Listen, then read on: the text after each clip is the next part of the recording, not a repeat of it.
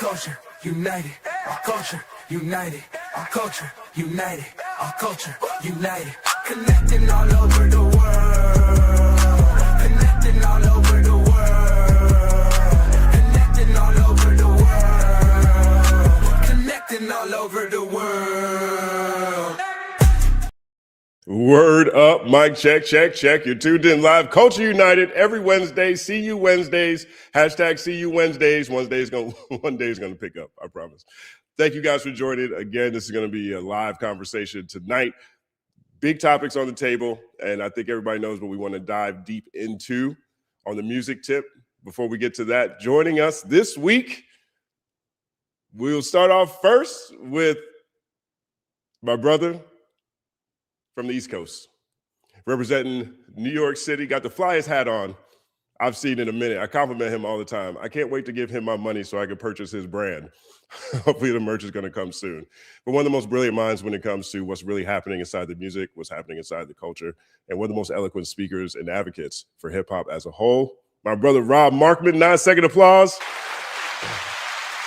Thank you, man. I'm glad I'm back. I haven't been back since the theme music got put in place, man. So it's been a minute, man. So I'm glad I'm back. Man, thank you for joining me, man. I dance to it every time, but I'm not happy with the graphic. I need the wrong intern made the graphic. Okay, so that's what happened. And now, great intern, but I don't know if that was necessarily their skill set. And so that will I don't know if that intern feels so good about themselves now, but no, they're amazing. But not everybody should be doing everything. But it's more than I could do. And nevertheless, welcome back, Rob. Also joining us, just a fantastic person, a lot of heart, effortless knowledge on so many topics, and is able to bridge the gap between what's happening in the world around us and what's happening within the music. A lot of some of my favorite takes and some of the keenest branding when it comes to ways to understand what's happening with certain characters that are also filling this space. A lot of heart, a lot of grace. My good friend, Professor Skye. 9-second applause. Hey everyone. It's a little bit intimidating because like last week was like maybe the best one ever, and like I was in the comments the whole time. Like, every time Elle said something, every time BK said something, I was like typing in like, oh my god, they're totally on fire. This is totally right. So like I feel like I have big shoes to fill right now. So that was awesome, and looking forward to another great week on hashtag See You Wednesday. Is that what it is? Hashtag See You Wednesday. I'm gonna make it work at some point. Put it in the chat, everybody. Put hashtag See You Wednesday just to make Justin happy. Thank you. I'll put one in there too, because it's like when you like your own photos. Like I like my own photos, because if I don't like my photos, then why should anybody else like my own photos? So hashtag See You Wednesdays. It's all happening. Joining us again, audience favorite. Everywhere, every comment, every text I get, everyone is enlightened by her commentary, which you can find more of on her podcast. Look at the Material Pod. Just a superstar in this space, a rising voice that I think has a real knack for helping people understand difficult topics in ways that connects with them personally. Back once again, representing Dallas by way of Shreveport, BK. 9-second applause. Yes. What's up, everybody? Thanks, Justin, for having me on again. It's so crazy to hear Professor Skye say he feels like he has big shoes to fill. I'm like, you're fucking Professor Skye. So that's crap. Sorry, excuse my language. But so happy to be here. So happy to explore these topics today. And nice to I guess virtually meet Rob and Professor Skye tonight. So thanks for having me back, Justin. Awesome. Glad you're here. And made it just in the nick of time. Got the flyest mint green colors that I've seen all week.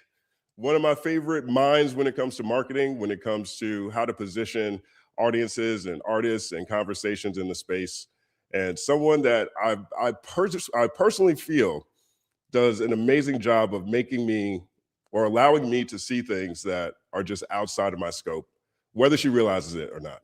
We have so many conversations, and she's always saying something. I'm like, great point. I will consider that as well. And the audience seems to react and respond the same way. Once again, Elle, Janelle. 9-second applause. So much, Justin. That's actually one of my favorite compliments, to say that I asked a good question or I said something thought provoking. So that really means a lot.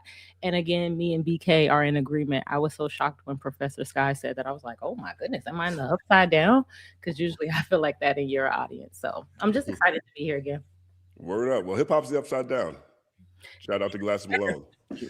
That made me have to watch Stranger Things. I gave up in like season 1. I'm like, oh no, now I have to go back and watch the whole thing. I know, I felt the same way, but I vaguely got it, so you know. Like, and my friends started texting me like, "Oh my god, that was the greatest." Yeah, I had to. I mean, once you, I think you said that on the live. That's when I realized it was Stranger Things too. I didn't know. It sounded weird. If it wasn't for the text, I was like, Hawkins. Right, what is Hawkins? Yeah, like it was different worlds trying to collapse, and he was like, yeah, and it's Hawkins. And in my mind, I was like, is this Crippen? And then somebody texted me like, oh my gosh, Stranger Things. I was like, oh, Hawkins. Like some street in LA. Yeah. Oh gosh. Is this Crippen? 1 second applause. That was great. All right, big topic of the day. I mean, truthfully, it's been the biggest topic of the past 2 weeks. Last week, there was rumors that perhaps J.Cole was going to drop The Fall Off as a surprise drop last week.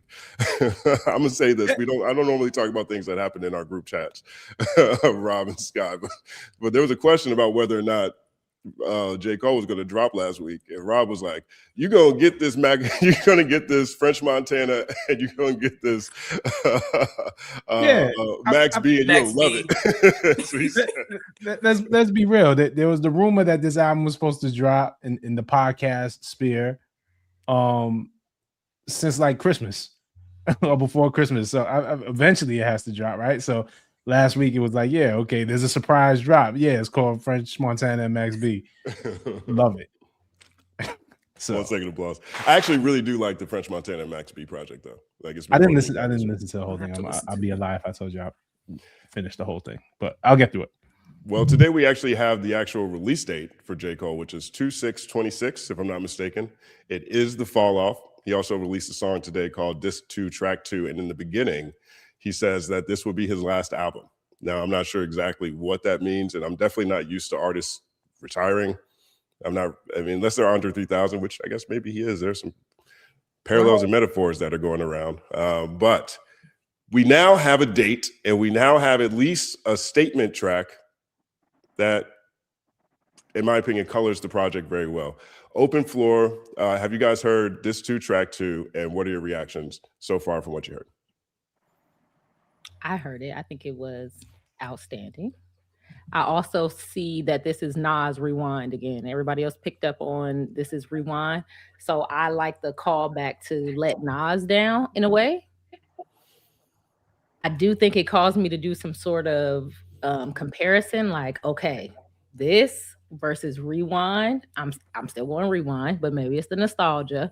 But I like when artists try to be creative. And I think it was very creative, especially the video. I liked the theme of the album, the whole idea of, hey, people are so worried about falling off, and sometimes they miss the miraculousness of getting on in the first place. Like that as the overall theme and like playing with those ideas. I'm really looking forward to seeing it. I'm super excited because I feel like people are really counting J. Cole out. And I feel like from what he's given us so far, like he's about to cook niggas. He's about to cook. My bad. I definitely got the Rewind as well, right? But how it compares to the original, and I love that. I mean that whole song was amazing. I love that this was Cole telling his real life. I'm going to go out on a limb and assume that Nas story wasn't true. It could have been. I don't know what type of life Nas lives outside of the booth, right? But with the Cole thing, it was him telling his story, and there was points of entry that if you've been following his career, he gets to the point where he signed with Jay. There's just different things that he's talked about. His father walking back into his life. Like there was just so many things that was just so personal and poignant that I was like, yeah, man, like this is what I'm looking for. It's just rap with intentionality Like, you know, there's so much on the line right now. Like, our music got to make people feel something. Like, it's a lot of bullshit out there. Just, man, make me feel something. Tell me something. Tell me a story. Tell me something that's going to resonate. And I think Cole is setting up to do that with this album. So I'm looking forward to it. I hope the track gets a name, though. I hope it's not this 2-track too. I'm wondering if there's another reveal of the track listing, and maybe the song titles tell a story or something like that. And then also we're getting at least a double CD, which is also a statement. He says he wants his last to be his best album, what he didn't do with his first. It's hard to do with a double. Like, most artists try with the double and don't really stick the landing. You know what I mean? Jay didn't do it. Nas, Street's Disciple, is not towards the top of his discography. Neither is Blueprint 2. Big did it, rest in peace. Pac created the classic, rest in peace. But outside of Big and Pac, that double CD is tricky. It didn't work for Bone Thugs and Harmony. I wouldn't say it worked for Crazy Bone solo either. In 2026 especially, I know that there is a streaming play that tends to be the case with longer albums, but Cole is a thoughtful person who Cole's not playing that game. Yeah, he's not playing that game. Doing like shout out to Chris Brown. Cole's not doing the Chris Brown. I'm gonna put 50 tracks on his album, and then when the deluxe comes out, it's gonna have 75 tracks on the album. Cole's not playing that game. Right. So we'll see how tight the album is, but I think it's going to be good. Skye, what do you think? Well, I mean, so with the color, how kind of like wood tone it is, and the fact that it's a double album, it's like, I just really went right to Mr. Morale. And then the fact that he's talking about his life. And I'm like, I sort of wish he called the album The Middle Child, because he seems to be, because, you know, last week I loved it and everything, but it's like, I think we need to give him credit for really embracing the fact that he is just stuck between the fire of Kendrick and the ice of Drake, and that he's just going to be warm water, but like, it might be awesome. Like, he is him all the time. And I do have to say, Rob Markman has the best content on why J. Cole is great. For the past like 2 years, he puts out stuff where you're like, oh my, J. Cole's awesome. He treats his fans well. He does everything well. And it's like, I saw that, and to me, I got really excited, because he's making a statement, which is just like, I am still me. I'm going to do a Benjamin Button thing. It's a little bit depressing though, because it's like, it goes from the grave straight to now. So I don't know if he's like not going to look forward to like having grandkids, or if he's making some kind of like prediction about his imminent passing. That's what I thought. Because if I had to like think in the future, I wouldn't go from like, you know, I was put in the ground, and then I was on Culture United. But anyways. Well, I think he does mention that his grandkids are the pallbearers. So I think there is. Okay, I didn't pick up on that. A slight. Okay, you know, good. You know, here's the thing, right? One, I like storytelling. I think that's amazing. I do appreciate the nod to Rewind. And I do like where he's positioning this, because I don't think you could make an album called The Fall Off and not be particularly reflective about the things you've experienced in your life and career. BK, what do you think? Yeah, similar to Professor Skye, I heard it and I was like, oh, he's about to make his Miss Morale. Like, I'm admittedly a big Kendrick fan. He is my number one in terms of like hip hop. So I was like, oh, like this is why K-Dot is the GOAT, because like Kendrick already did his Miss Morale, and now like J. Cole's about to step into that era. That's just like the super fan side of me.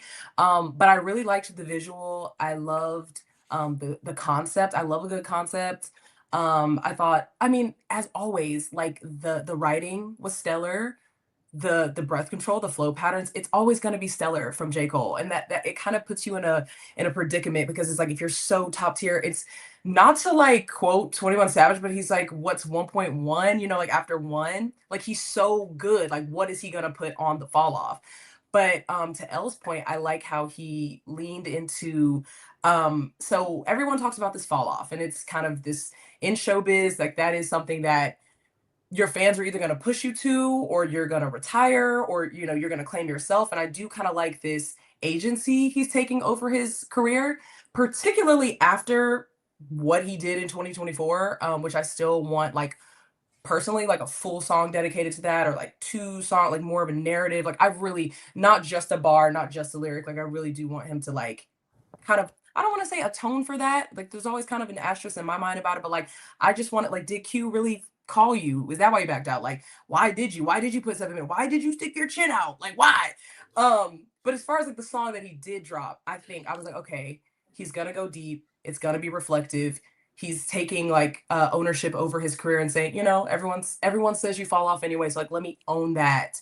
I almost said it was like a self-fulfilling prophecy. I think I did say that on the last live, but the narrative around it, where he's like, I'm etching my name in the book as one of the greats. And if there's a fall off, whatever, we all get older. Our cycles go, like our time is gonna come. So I'm interested to see like what, and then the double album that feels very bloated. I personally like, outside of like For Your Eyes Only, I haven't really gotten through a full J. Cole project without like snoozing a little bit. So I'm like, ugh, about the double album part. But we'll see. Like, I'm not saying he can't keep my attention or whatever. He just is not. I would never diss him on his writing and like his ability as an MC, but just as someone who's not like a fan favorite, I'm interested to see what that's gonna sound like. Well, that's what the 77th right here says. He says, why are people afraid to admit that Cole is boring? Amazing lyricist, sleepy charisma. It's like most of us are forcing ourselves not to admit it. I mean, it's pretty strong. I wouldn't say that's the same thing as what you said. No, I mean, but it's not always boring. Like I think one moment that I liked, that I don't know how people really received it, but like his collab with Yachty and like the video, and like that was cool. Like, that was really unexpected in my view with him. Like, there's been some moments, and then he'll just like be like grippy, and then you'll be like, what the fuck? Like, what the fuck? So I don't know. I think there's like some pitfall, but I don't know. I will say I recently did like a verses with Morg, my partner, where we listened to all the K9 albums and all the J. Cole albums, and it was arduous. Like, it was hard. Like, the assignment was to like listen to all these projects and contextualize them and blah, blah, blah. It was difficult. And I'm like, maybe that's just not my guy. I don't know. But so I won't say he's just like so boring, we can't admit it. Blah, blah, blah. Nah, he's given us tons of highlights, and tons of like, I mean, the TL was on fire when this dropped, there's definitely interest. So I won't go that far, but hey. What's your reaction to this, Rob? I think, yeah, man, because man, I like Cole, man, and obviously my content is not that great because it doesn't seem like I've changed Professor Skye's mind at all with his warm water. you did. Warm water's great. Who doesn't like warm water? True. Cole, I definitely like room temperature water. There is a thing about Cole that is just very regular, right? Like Cole, I always joke, but this is part of his superpower to me. Cole will set out Madison Square Garden a couple of days in a row, Staples Center a couple of days in a row, and get on stage and look like he just rolled out of bed. Like, right? So there's not a superstar quality, but I don't think he puts it on. I think Cole really comes to us as he is. You know what I'm saying? Like he is really like, if I can't just give you my real life, like I'm not gonna put the cape on and the makeup or the jewelry or whatever it is that a rapper is supposed to have. And that may not be for everybody, but the way he resonates with fans and the fan base that he's built off of that, people really latch on to that. I don't know if he's going to speak on the beef and what happened. He gave us Port Antonio, whether people like it or not. There's a lot of people who were just like, but he gave us he gave us the reason or the feeling. You may have not liked what he had to say. I do want him to address the beef or how so it changed him, right? Because it clearly affected all the hip hop fans, artists. So I would love to hear like some perspective, if nothing else, on how it changed him and how it moved. But I think there's going to be a real danger with this album if it's just like hung on the post beef, because like he said, he first introduced us to the concept of the fall off in 2018 on the last song of KOD, that 1985 song when he was going that little pump. It was 1985, the introduction to the fall off. So to kind of tie this to Kendrick or Drake or Mr. Morale or whatever it is, it's like you got to give Cole a little bit more credit because he's introduced this concept. He told us that the fall off was coming at the very least since 2018 is the earliest I can remember. But times is different now. A lot has happened since 2018. And it's just like, I think maybe more so speaking to Cole, I think was setting up like the joint tour with Drake and the biggest the Super Bowl, first person shooter, and like kind of trying to position himself. He called himself the Muhammad Ali, and then you get to the beef, and then you don't go Muhammad Ali. Like, do you think about like you know what I mean? Like, I don't know. I think, but then he said, I didn't want their blood on me. But like, really, like, no, like I want him to get like Mr. Morale level, or like you, or like those songs where you're like staring at yourself in the mirror and you're like really facing that ego, like not just a slight little like, oh, it was above me, like I'm just a regular guy. No, you're like one of the best. You're a part of the big three, and you were kind of banging your chest before the beat, and I almost kind of, and I guess to your point, like what did that do to you? Because there's definitely a mind shift where people are basically saying, you can't ever say you're the greatest. You can never say you taking another nigga head off ever again. It really shifted like public opinion, and like, I don't know. I think he could flesh that out a little bit But more. yeah, definitely. But then I also think you couple that with the moment on the Dreamville stage. Like I feel like if you listen to Cole all this time, you kind of get it. Like the thing that resonated for me is like he dropped that disc, and we can all admit I have as much of a Cole fan as I am. When 7 Minute Drill dropped, I was like, this ain't it. Like this isn't gonna cut it. Like so already it was like a half-hearted attempt. But when he was like, yo, man, like I couldn't sleep the past 2 days, I started losing sleep. Like shit, once it starts affecting your peace, like, and it goes back to Cole, like, hey, maybe this isn't what I want, right? It kind of reminded me of the time, I'm gonna go back, and Cole fans remember this. The BT award the carpet for the BT Awards, where he came out wearing the same Versace sweater that DJ Drama was wearing, Brandon Jacobs. It was like French Montana. It was like 3 or 4 people on the carpet with the same outfit on. And it was the rapper uniform. And that's your stylist tells you, yo, this is hot. You're supposed to wear it. You go out to the awards and 3 rappers got it on, and you're like, fuck, I'm not being myself. Sorry, I didn't mean to curse. This battle is jumping off. You think you want it. First person shooter was dope. You know what I'm saying? In hindsight, you look back, you like, oh, well, wrong move. But at the time, it was first person shooter. It was like, oh, this is exciting. A #1 record in the country. And these guys are just rapping and trading bars. That's dope. And then, so you're supposed to battle because hip hop tells you that's what you're supposed to do for sure. And that's what Cole thought he would do. And then when you get there, you're like, I don't want this. You know what I'm saying? I wasn't surprised by it. You know what I'm saying? And really, when we heard 7 Minute Drill, it was like, oh, his heart wasn't in this anyway. I think he'll address it, but I just don't want the album to, because anything he says, that's going to be the headline. And the other thing is, this guy's had an amazing career, and this is his last album. And if the only thing we take out about it is like, man, he ducked the smoke and he ain't want it, I think it's like super reductive, and it's probably gonna miss the mark for him if that's all we take away from this. But I wanted to say that, like, I've come around on it, and I think I like that he left the beef, because like he's just saying who he is. Like, that's what I like about this video, is that it really feels like calling it the fall off. He knows what the response is going to be. He's been hearing the response since 2018, right? Like, you can't call it the fall off. And like, there's something about it where he seems like he's actually comfortable in his skin. And it just happens to be the way that he is annoying so many people, but he doesn't change, even though, there's kind of like a bravery to the boringness that someone said in there. And I don't know. So I think I'm telling you, Rob, you have actually changed my mind a lot. Because he wasn't going to win. He wasn't going to win. Like Drake and Kendrick, I believe, hate each other. Like I believe it's like at that point right now. But he wasn't going to win because he wasn't going to call out Drake's wife in the song. He wasn't going to go that low, right? He wasn't going to call out Whitney. Like, we're not taking it to hell. We're not going that low. Yeah. And he wasn't going to.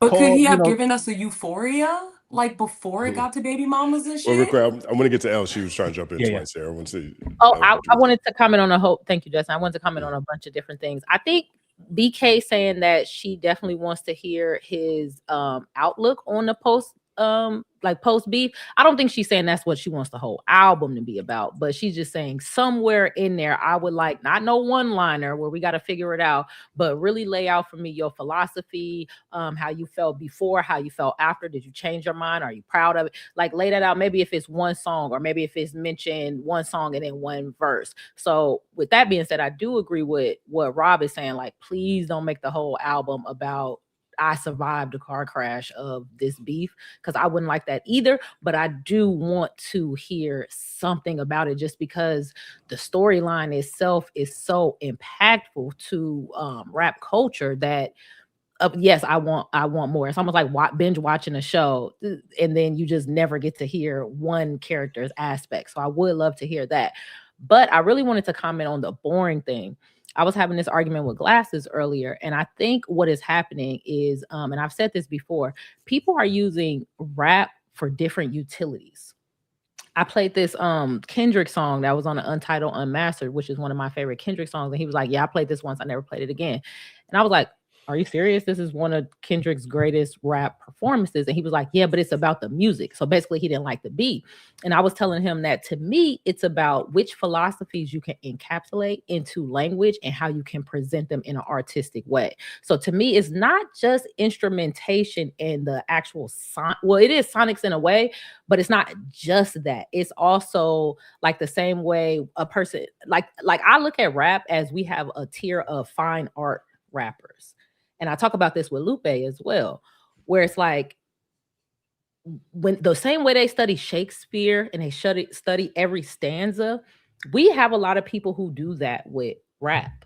And I think the same people who would find Shakespeare to be boring or any other thick, dense text, like I just read I think, Therefore I Am, is very dense, but that does not make it less beautiful, artistic, or like philosophically magnificent.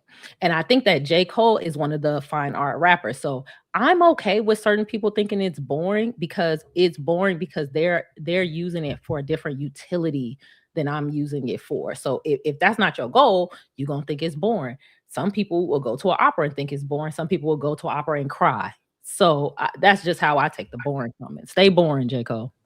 But I also think that's like saying not that deep, right? They're just trying to say it's not that deep. Yeah. Well, I will say from my perspective, as someone who loves the fine arts, sometimes there's just like better opera singers that like entertain you a little bit more than the other opera singer. And that's how I feel, because I love to get into the, metaphors, similes, the parts of speech and things. Mhm. But some people put it in a better pack. I mean, which is why, of course, that's my number one. But I agree too. Like, there's some pieces where you want to, especially of Cole's, where you're just deeping it. Like, you're just taking it in, and it's not really just about like how he's putting it together. But I just wanted to speak Untitled Unmastered? I have it on vinyl downstairs. I love it's it. incredible. Do you think I had it on CD. the instrument, like I'm trying to think of the right word where I can connect, because I don't want to say sonically, because in a way he's using his voice sonically as well. So I'm trying to separate just the music from the actual language and performance. Do you think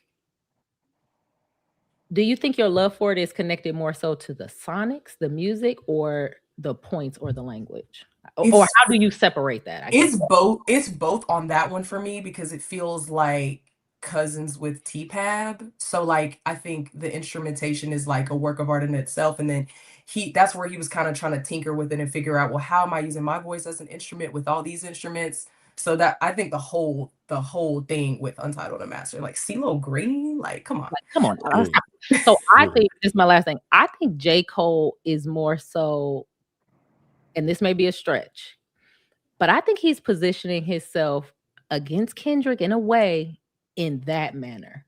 Like, so I feel like Drake and Kendrick was like the records, the popish, can I get the whole world to pick my side? And I feel like the J. Cole fall off in comparison with Kendrick's latest work or his more artistic work, to me, I'm going to be looking like, who has the greatest ability to make a fine art artistic masterpiece? I already think it's Kendrick, but I think he's at least competitive in that lane, where I don't think Drake could have ever been. Yeah, I think the difference between them is yeah, I think when you talk about that fine art that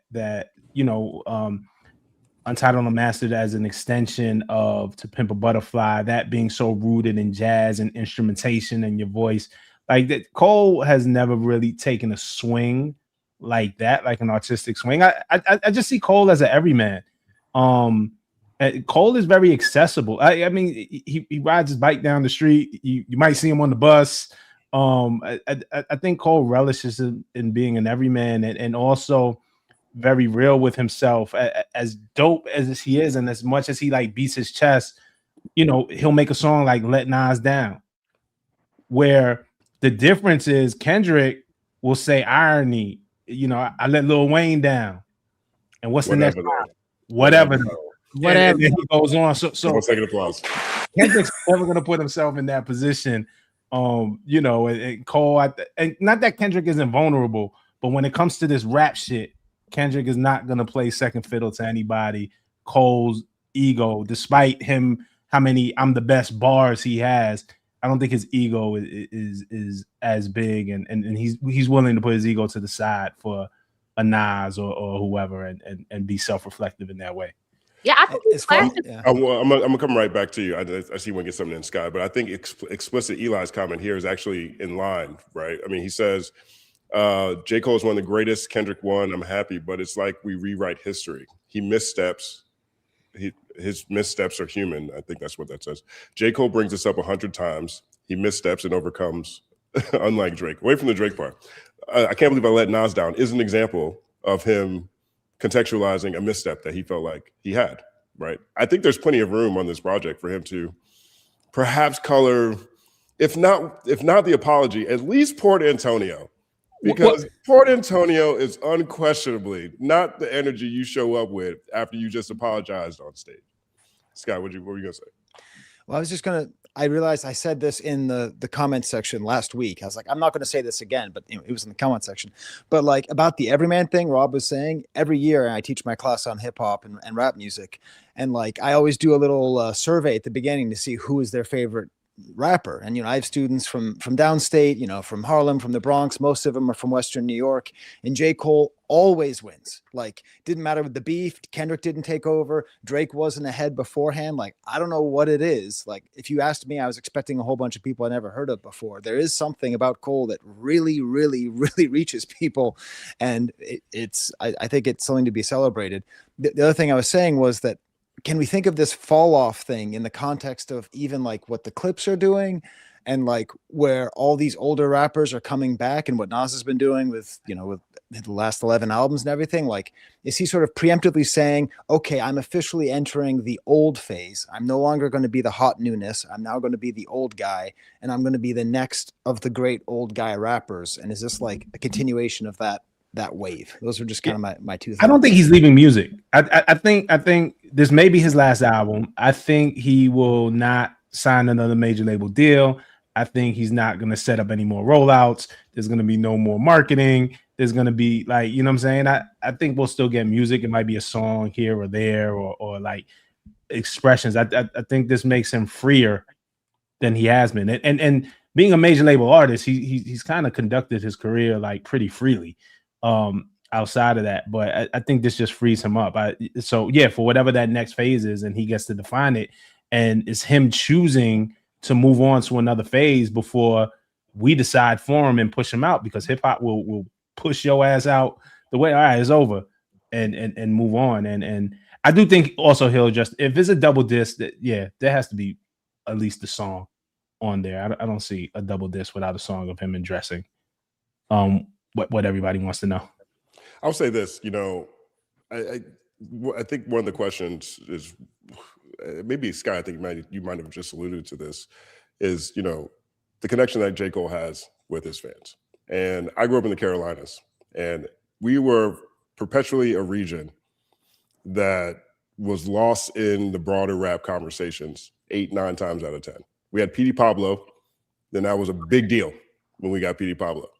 I mean, there's plenty of artists that are from the Carolinas and people come through all the time. But in terms of what was happening in Atlanta, what was happening in Virginia with Missy Elliott and Teddy Riley and Neptunes and Clips, what's happening in in Philly, the East Coast, what's happening in Florida, what's happening in New Orleans, Louisiana. You know, it was a very long time before we, as a region, had artists who represented us on the level that J. Cole did in hip hop. And that immediate connection off rip, right? We've seen Rhapsody, DaBaby's probably the biggest, shooting star that we had seen. And due to self-sabotage, he left the conversation pretty quickly.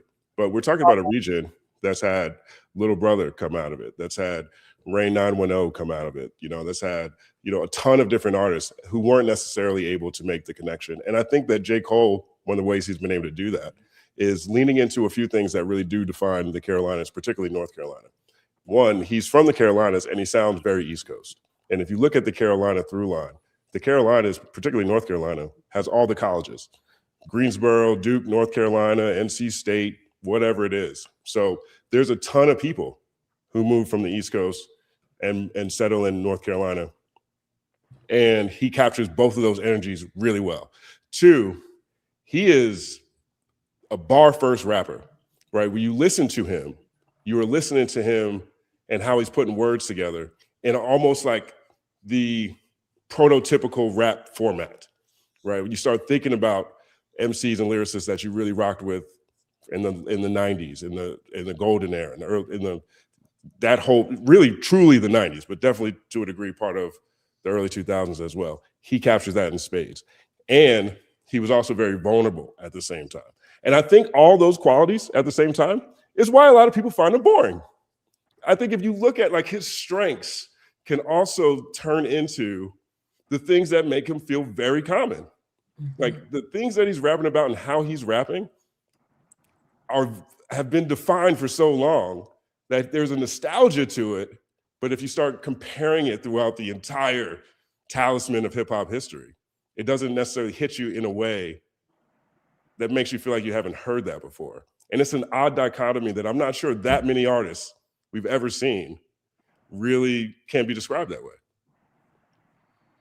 That's a great point because I feel like sometimes I'll be listening and I'm like, this is technically sound. Like, this is technically phenomenal. And I don't care. Not to say that about all of J. Cole stuff. Like, I would never, but I don't know. It's his thing. And I like it. I like that, even in the rollout, he's like washing his car. Like, he's like, I wash my car just like y'all wash your car. Like, this kind of everyday average Joe element to him.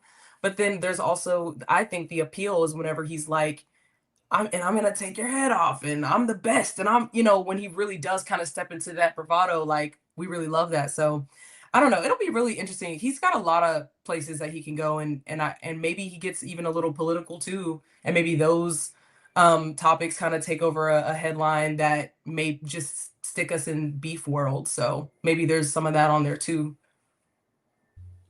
Yeah. 1 second applause. I feel like that was a very comprehensive look at J. Cole right there, from everybody on this panel. So thank you guys for that one. Because way to go, everybody. What'd you say? There we go. I want to clarify one thing. I saw Andy in the chat say, oh, no, I know you're not saying J. Cole could take Kendrick's crown. Actually, I said the opposite. I said I like that they could be compared on the artistic side versus the more pop side with Drake. But Kendrick was definitely the winner. So I don't want to be misconstrued. Sorry. Well, I do want to. I do think that this comment here from V Sorceress is how a lot of people are looking at it. This will be his riskiest album due to the importance and hype he placed on it. He needs to avoid any revisionist bars in any of the tracks. He cannot afford a repeat of verse 2 of Port Antonio. Now, away from Port Antonio, I do think that this is a high stakes album for J. Cole. And particularly with the lens that Rob just put on it that I hadn't necessarily considered fully, right? Yeah, he's probably not going to do a major label deal.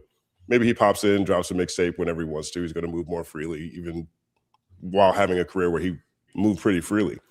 But this is not one that can be, this is a project that, in my opinion, could make what happened in 2024 solid in people's minds. If this is not, this is a project where I think much like his blog that he put out last year, much like I think what he was trying to do with Port Antonio, but definitely with what he did with Clouds, he seems to be in, let me remind people who I really am mode. And if this project doesn't stick, then the impressions that were left in 2024 become more solid in people's minds. And I feel like if I'm J. Cole, that is what I'm working my hardest to remove from the record. I don't think he cares. I mean, he kind of has a line about it in the song when he's backtracking, right? So the story goes and it's backwards. So he's at the after party, and then he was like, okay, now we're at the show. He had a line in there, something about convincing fans, like basically like him being obsessed about convincing fans, and then like the next day he doesn't care to change their mind. Like I can't change their mind. I don't think he cares. I think he has enough of a fan base to make this a success from a numbers standpoint. Barring, I don't know how the new Billboard rules help or hurt what's about to happen, but with those vinyl sales and stuff like that, he'll be fine. I think he has enough of a fan base to do numbers, and I don't think he cares about winning anybody's favor over or the people who already feel that way about him. I really don't. Shit, I'm out the door anyway. What do I care? Do you think he cares about how like hip hop views him though? Like from a historical standpoint, like obviously too with the like I think you mentioned the selling out Madison Square Garden, like the fan base is there. The fan base doesn't even, I feel like they don't even care. Like they've been screaming this whole time, like it was actually fine that he did what he did, right? But like in terms of like how the broader culture, like even commentators or just people who are not super fans of him, do you think he cares about like how he's remembered?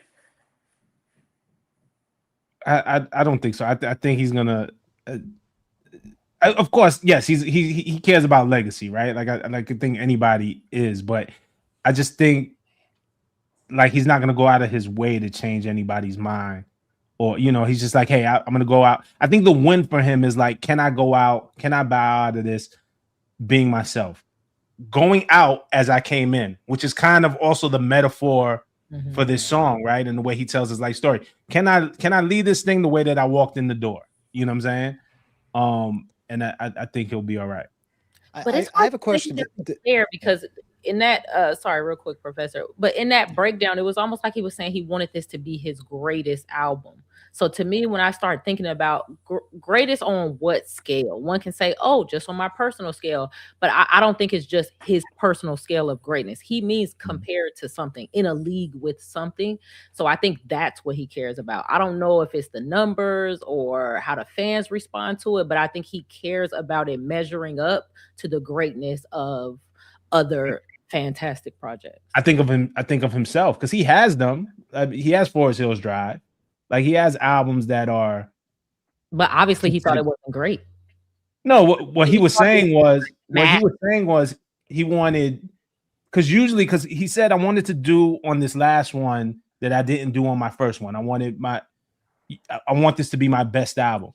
Usually, right, and the artists come in and their debut is the best album, right? Like Snoop Dogg is still Doggy Style, Dr. Dre is still The Chronic, Kendrick is arguably Good Kid, Mad City, depending on where you fall, versus it's Section 8 album or a mixtape or whatever. Kendrick's catalog is pretty outcasting, right? No, but you know what? But I'm talking about that first one being your best. I think this is like redemption for a Sideline Story, which hip hop says, hey, it was cool, but it wasn't a classic by any means, and definitely not your best. Like that's the hip hop consensus.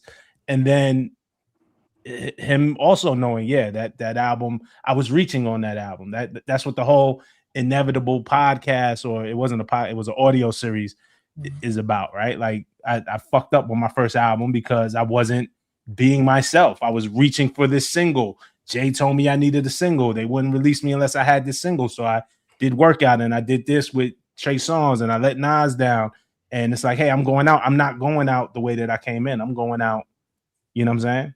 You didn't take from, well, I took from it that he doesn't yet have a project that he thinks is like magnificent. I don't mean good. I don't mean great, but like it seems like he still has a thirst to do something like out of this world magnificent, and he feels like he hasn't hit it yet. You guys didn't. Nobody else got that from there. I personally didn't take that from him, but only he knows, I guess. But I didn't take that.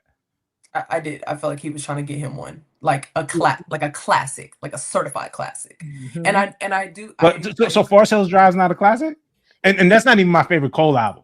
I don't think that's I don't think it's a consensus that that's a classic. In my view, I don't know. Let's ask the chat. Yes or no. But the fact that it's debatable versus the ones who said that's Good Kid, Mad City. The fact that we even have to like ask the chat, I don't know. And BK is Gen Z too. Yeah, I'm asking because I thought and it's not my favorite. My favorite Cole album here. My favorite Cole album is Born Sinner. It is. It's debatable. It's not even my favorite Cole album, but like I recognize it as a classic.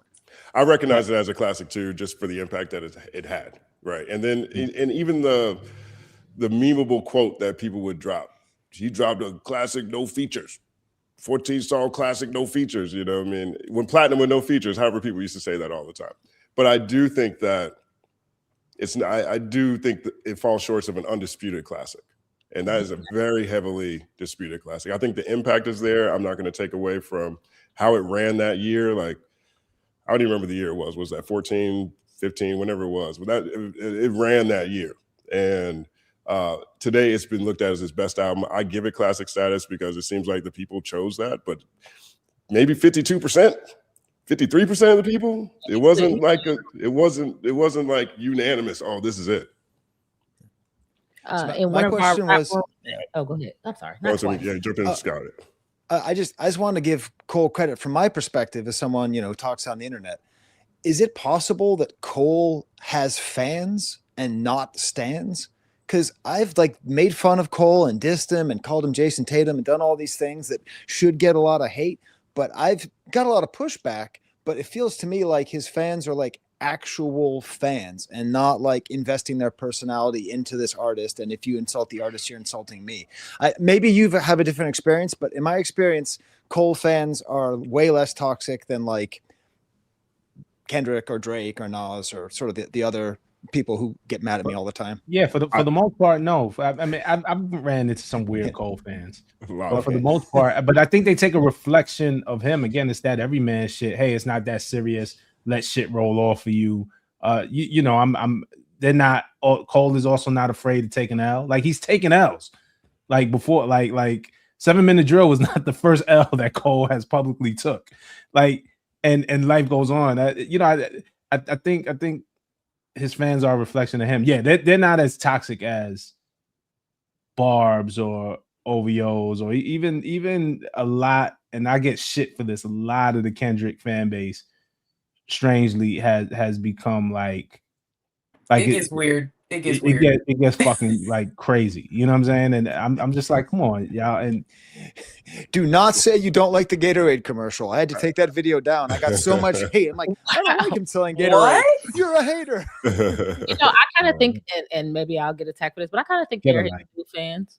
I remember pre-beef, I think, that a lot of people were like, no, Kendrick, hoes don't want to hear that. Nobody ever says put the Kendrick on. And I just be like, what are y'all listening? Because I've always been on my fine art rap shit. And I'm like, oh, we got something with this. And something about watching him slaughter a dragon like that in real time activated new groups of people to say, oh, we with him. It was they were in this car. And all of a sudden, it's no, we over here. We in this car. And I kind of wonder if those are the people who bring this super toxic idea, because in their mind, they just want to be on the winning side because they want to be able to express some sort of dominance through that. I will say one thing real quick. Shout out to Cole from Dissect Podcast. Thank you for joining. 1 second applause. And 2, I think that I don't buy that Cole doesn't care. I think he cares a lot. I think he's cared a lot the whole time. I don't think you preface your video by saying, I want this to be the best ever. I think that he's also been hypercritical of himself. And I think that's even part of this apology. He said, I was moving wrong. I realized that this isn't what I want. Maybe this is what I want. Now, maybe he's not necessarily reactive, or maybe he's not worried about, you know, how people who haven't supported him all these years, you know, feel. Maybe this is more of a fan-focused thing. But I don't trust anybody who has spent a decade, at least a decade plus, trying to be the guy, trying to prove that you are Drake or you are. He spent his entire career trying to be Hove. Not all the comparisons. I don't believe that just washes away. And I'm not saying that. I think that this project. I don't know what this project is representing, but the last thing I wanted to represent is somebody calling this the greatest album ever, and then, you know, not caring. But I think he's saying his greatest album ever. I don't think he's. But regardless, I mean, you know, what I want to go is the self-reflective part, right, or the self-critical part. Just imagine this. Everybody, close your eyes and imagine a world where more rappers are self-critical and self-aware. I like it. Well, I would like it too, but I like philosophy. I like the idea of philosophy and learning about culture through music. I've grown and matured to the point where I've stopped wanting all of rap to be like the rap I like. So in some ways, yes, I would like if the rappers were more self-reflective, but in other ways, I like that we have a group of rappers that are like, these are our introspective rappers. These are the rappers who think about what they're thinking about and think about, why am I thinking about, and what is that connected to? Because we get special type of double entendres, comparisons, themes with those people. And I don't know if I would want to hear Young Thug think about what he thinks. And real quick, and when I meant not style of music, because I believe we need balance, right? But just self-reflective, like accountability for yourself. Because you mentioned Young Thug, boy, did he fuck up. Yo. He had the ability to give us an amazing album based off of his experience. He's experienced something like we never seen, and he gave us he gave us whiteface on his album. Like, he tried to troll us to death. Oh, he could use some self-actualization, some realization, some accountability. Because you dropped the ball, buddy.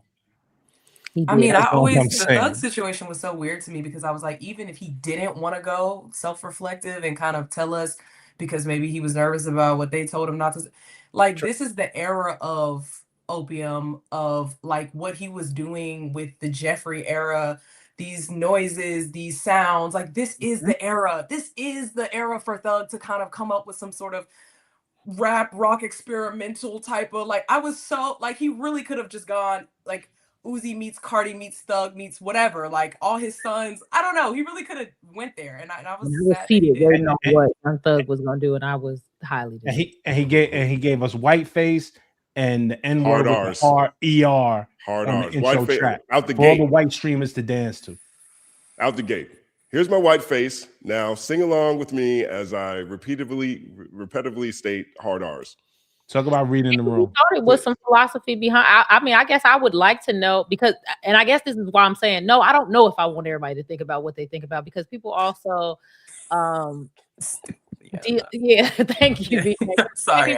Come up with when you put the equation together is, as a matter of fact, now that I'm thinking about what I think about, fucking whiteface and hard ERs, that might have been the math. So I don't know. Just sell us alcohol. I'm just saying, if that's the bar, like just don't do that. Maybe that's what he came up with. And then I mean, I think everybody has their own version of that. You know what I'm saying? Like, well, I definitely am not going to compare the art that J. Cole makes to the art that Young Thugs makes in either direction, because they're just different. You know what I'm saying? I think they're just different ciphers altogether. But I think there is an equivalent for everybody within their own space.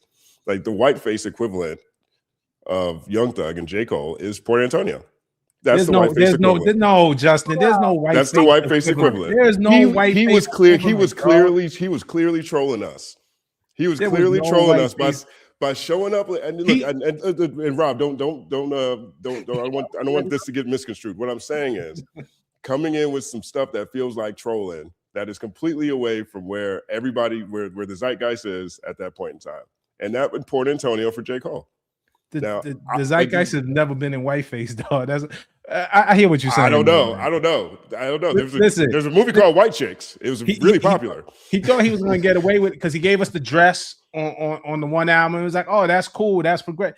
And it was like Gambit and Deadpool. Right? Ooh, I'm gonna make a name for myself here. How you top the dress? I'm gonna give him whiteface. I'm with it. I think Cole went and Cole told us he let Nas down, and now maybe he thought that, hey, I could just go tell how I didn't want to get blood on me with this battle that I apologize for. Yeah, I think these things live in everybody's cipher. I'm not saying that it's equivalent. Whiteface is equivalent 1-to-1, but I'm saying for the range that Cole lives on, this is on the the whiteface end of the spectrum. That's where we at. Yep, not as far over, but on that end. Maybe it's grippy. Maybe it's grippy. Maybe it's not Port Antonio. Maybe you go from grippy to Port Antonio. I like when Justin makes this. I don't know. I felt like he was trolling us with grippy. If you really want to go with the trolling, there it is. Grippy and Grippy was the absolute wrong move. But I think it's not whiteface wrong. I think he is, yes, but he's just saying whiteface wrong in Cole's cipher. In Cole's world, yeah. In Cole's world, that's whiteface wrong. Grippy. I think again, he definitely cares. I think he overcares. I think I don't want to say over because that's kind of judging how far it should be. I think he cares a lot. I think he overthinks a lot of these things, and I think that's what makes him dope. I know y'all tired of hearing me say philosophy, but when you start reading about these famous philosophers, that's basically all they did. They thought about shit all day, and they gave their comments on it, then they changed their mind. That's what he's doing. And I think a lot of the motivation on why he backed out the battle is because, like, you reminded me, Rob, when you talked about the first album where he felt like he had to check these certain boxes, and then he felt like it fell flat, and then he moves more into what he likes, and then he has more success. Maybe with the battle, people, because he said it, everybody was in his head saying he had to battle. Think about it. Everybody is saying that's a part of rap. That's a part of hip hop. You have to do the battle. You got to go murder them. This is your time now. We about to do diss songs. Maybe again, he was in a position where everybody was telling him he had to check these certain boxes, and he went to do it. And in that moment, he felt like similar to how he felt on the first album, and it probably startled him, where it was like, oh my goodness, I thought I moved so far away from where I was originally, and now I'm right back here. So he slit his wrists on that stage at Dreamville and said, oh, I'm gonna kill this version that was about to go, because he definitely killed himself on the damn thing. But I think he did that and was like, now I'm gonna try to work back to where I was before. That's an interesting storyline. And I get that too, but I just feel like too, when you gotta know, when you say you're the Muhammad Ali of the big three, somebody's going to say, prove it. Bruh, those are not benign, benevolent words. It's just not. And he knows that. He freaking knows better. I don't know that, though. That's what I was about to say. I'm not sure that he knows that. He should know that.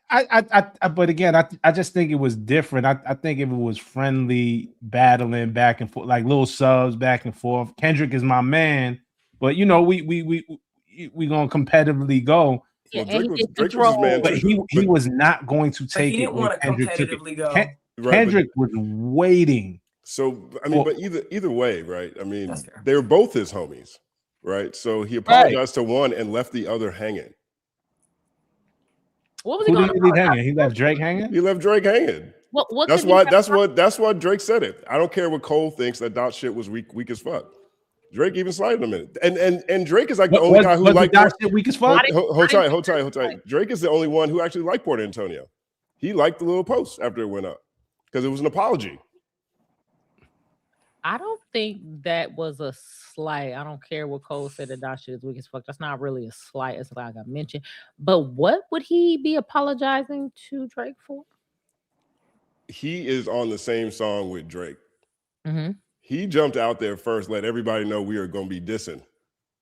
He got on stage and apologized, says, actually, I'm not going to be dissing.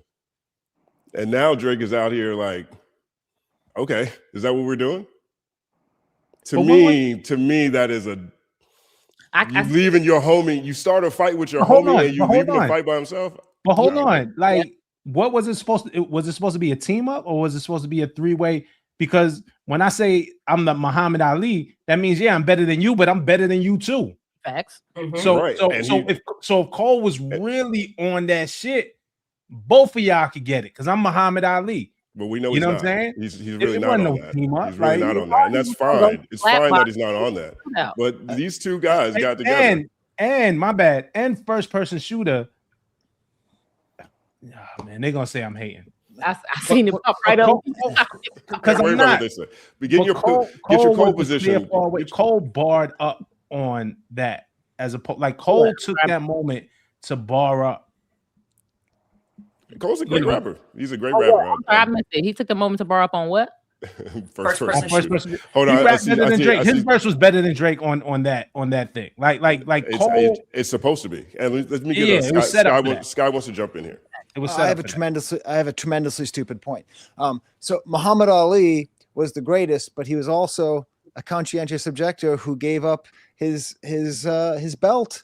You know, he came back and got it from Foreman, but like maybe he'll have that. He came back and got it. That's maybe what I heard. That'll be his angle. I'm trying to do something for J. Cole here. I feel like I'm getting this reputation. He's a conscientious objector. He doesn't do that. We call it shooting bail. You shooting some bail. I get it. I'm picking up what you went down, brother. I told you it was a stupid point. It actually was a good point. It just was not true though. I just know. Small problem. That was a very small. It's a great point. The only problem is not true. 1 second applause. This close. The point was fired up. I mean, look, I put up a reaction to the trailer, and I put up a reaction to the video on the channel, and there's like 2 comments right away that said, "Okay, we got to see what the haters like Justin Hunt thinks." Oh my god! The J. Cole haters like Justin Hunt. You know what I mean? And I think one, I do want to say this because I think Nas fans walk so J. Cole fans can run, and I think it's a beautiful thing when people are that passionate about an artist and that connect that closely to an artist. We all have artists that we really feel captures who we are, and that we identify with. But it's not even a but. And with that, I think that I agree with what Fame is saying here. This will dictate the future of Cole. You know what I mean? And the reason I say that is I have a hard time believing that he doesn't care. I think people come to peace with things, and perhaps that's the case over the past couple of years.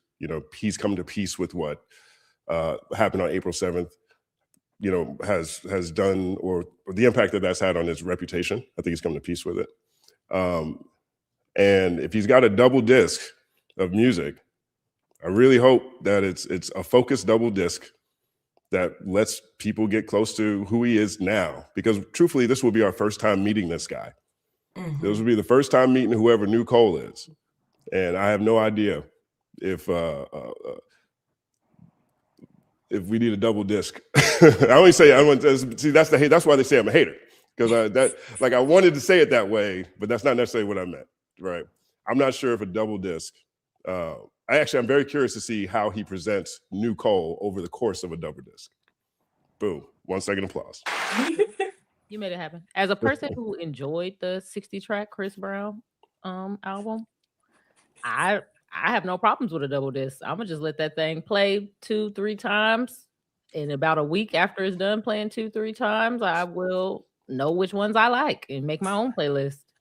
1 second applause. Word up. Let's know what you guys think about Cole and this new project in the comments section. I want to a couple of things, right? Going into this week's Culture United, up until today, it's been a pretty quiet week, all things considered, with things that have happened in hip hop, at least from a Culture United standpoint. And so, but this has been a very heavy week when it comes to things that are happening in the world. And I've done multiple stories on what happened, in Minneapolis this week on my channel, because I do come from the era where hip hop was all about culture and community and tackle things that were happening in the world. And I don't want to turn this necessarily into an ICE conversation, but I was really struck by something that I saw Rob post this week. And so Rob posted a track on his Twitter account. He posted, I guess you posted everywhere. And I want to play this joint, and then I want to get, people's reaction to it. But I'll raise a larger question here in a second. So let me see if you guys can see this. Okay, so this is Rob's joint right here. Let's take a listen. Hey, somebody gotta say something, man. We gotta do something, man. All I know is we gotta make it. Pop died and there's still no changes. Nick died and it feels so dangerous. Freedom died, man. Hold up, let's change this. First things first, I think the president's racist. Fuck ICE and the federal agents. The masked men that were sent to detain us. Project 25, they were sent to erase us. Rest in peace, Mr. Sada Shakur. I think the empire's starting to fall. Yeah. They breached the Capitol walls, and after January 6th, he done pardoned them all. I was 15, reading Spook by the door on the park bench. Bumping World is Yours, talking power to the people and death to dictatorship. And if we don't fight, we gonna pay for it. Resist. All right, 1 second applause, Robert. That I bring that up because I personally feel like that energy is a rarity in a lot of ways in where hip hop is now. I think that we've been in an era of mass consolidation since the turn of the century. I think that when you go from 10 record labels down to 3, when you go from 20 record stations down to 3, when you go from 20 banks down to 5, when you go from 15 major car dealerships across the country down to 5, when you just run into consolidation, then subversive messaging can be more difficult to come out. I think that when you add a social component to it and let's say social media component to it, where everybody's walking scoreboards, and you get to a point where music is marketing, that tends to a lot of times motivate people just to do whatever is necessary to make sure that their income is as stable as possible. And my broader question, when I saw that, because it was a powerful joint, Rob, but it really made me wonder, in 2026, does hip hop still have a responsibility, or should hip hop even still talk about things that are happening in the world in which we live? Open floor. Yes. Yeah, I think absolutely. And I think Mike comes to mind, and Red Veil comes to mind, and even like Doechii, who's more of like a mainstream artist that's like, you niggas misogynistic, I'm gonna address it on the album, and she's screaming free Palestine and fuck Trump at her concerts. Like, I think there are some, a lot of like Gen Z artists that I'm listening to that are like bringing that stuff up, or even like Lotto did the feature with Nudie. It was like, fuck Donald Trump, I don't fuck with this Prezi. So like there's minimal pushback on the mainstream level because of that consolidation you were speaking to, and like the censorship we're under. I know, like, even I don't make music, but like some of my content is like censored or suppressed, or I mean, I've gotten shadow banned a couple times on like Meta, what's Instagram, Facebook, all that, for saying the word genocide or Palestine or like things like that. And so the censorship is getting out of control. Like the attack on the First Amendment is out of control. And the fact that we're kind of increasingly having to just rely on putting it online, and then they've got new AI detection that just flags it or whatever. It's getting really hard. But I think that to Rob's point at the end of that video where it says resist, like, we can't just lay down and take it. We cannot. And at the first the first sign you see of someone coming for your rights, you have to say, fuck no, fuck that, like, immediately.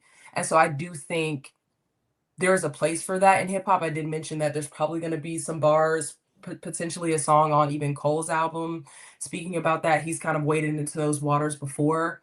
I'm thinking about the guy that protested even at Kendrick's Super Bowl performance. And like, I was kind of just like, I felt like, his performance was a protest, but like the greatest protest in that moment was the guy that was holding up the flag in the back that got tackled and all that. So it is important. And I think I actually was watching this video of this Aboriginal girl who, this was back in the day, was listening to Public Enemy.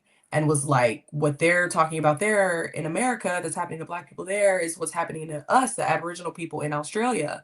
And there was kind of like this kind of global citizen, free all oppressed people around the world type of sentiment more rampant.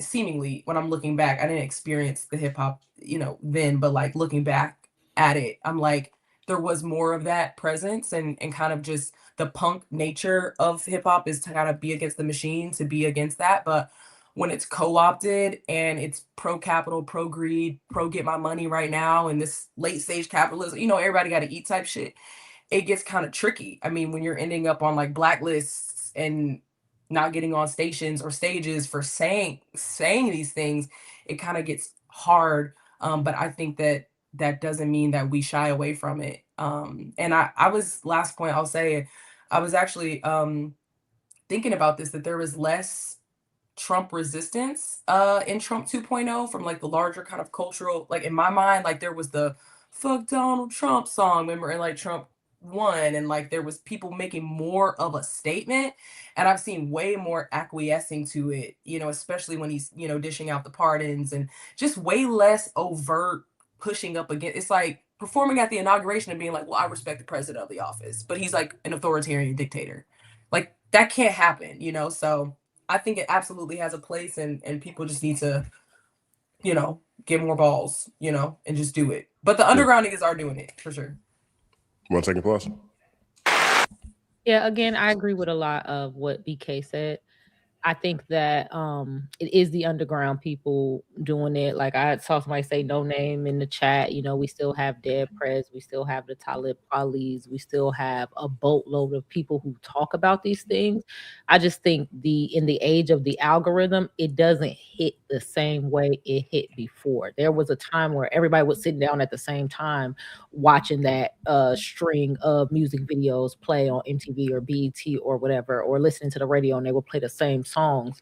So people were kind of having somewhat of a meeting of the minds on what we were consuming. And then I think it gave those artists the ability to like, okay, well, I know a majority of the fans will hear me. So now it's a time to really stand up and make a point, and then that point hits. So kind of the way you were explaining with the consolidation of all of these labels, that doesn't really happen the same, where you have that super big stage where everybody is going to see this video, or everybody is going to hear this song because it's going to play on the radio for you to make the point. And I love that you said Public Enemy, because I was going to bring up some of my early introduction to rap was Fight the Power. Like that's one of the first rap songs that I think I knew all of the words to. And so my understanding of rap coupled with hip hop was, these are the underrepresented people, the people who are not super well off, the people who have to live in what I would call the real America, where you go through the real systems, and they're kind of sending their story up the chain for other people to be able to intake their story. And so that kind of brings me to this point that I was thinking about the other day. I think I'm tired of hearing rich niggas rap. I'm not sure, but I think I'm tired of everybody being rich and rapping. That sounds like hate, so I have to word it better. And they not that rich and they're not rich. They're not rich. Don't get me wrong. Smoking mirrors. Yeah, I agree with that. But something has changed where it's like, it used to be telling the story of kind of the everyday. I don't want to say just the everyday person, but I guess a special person in the everyday space. So you still was an everyday person, but I guess something was a little special about you, your insight or whatever.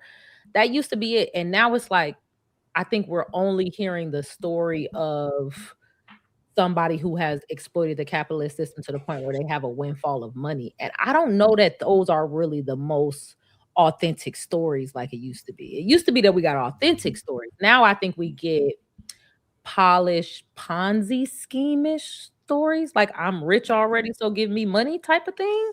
Yeah. And I would like for us to get away from that. And I don't think that we will be able to be impactful politically until we get away from that, because I don't think those people who are going to use that sales funnel, I'm rich already, so you should listen to me. What do you know? You poor. I'm rich.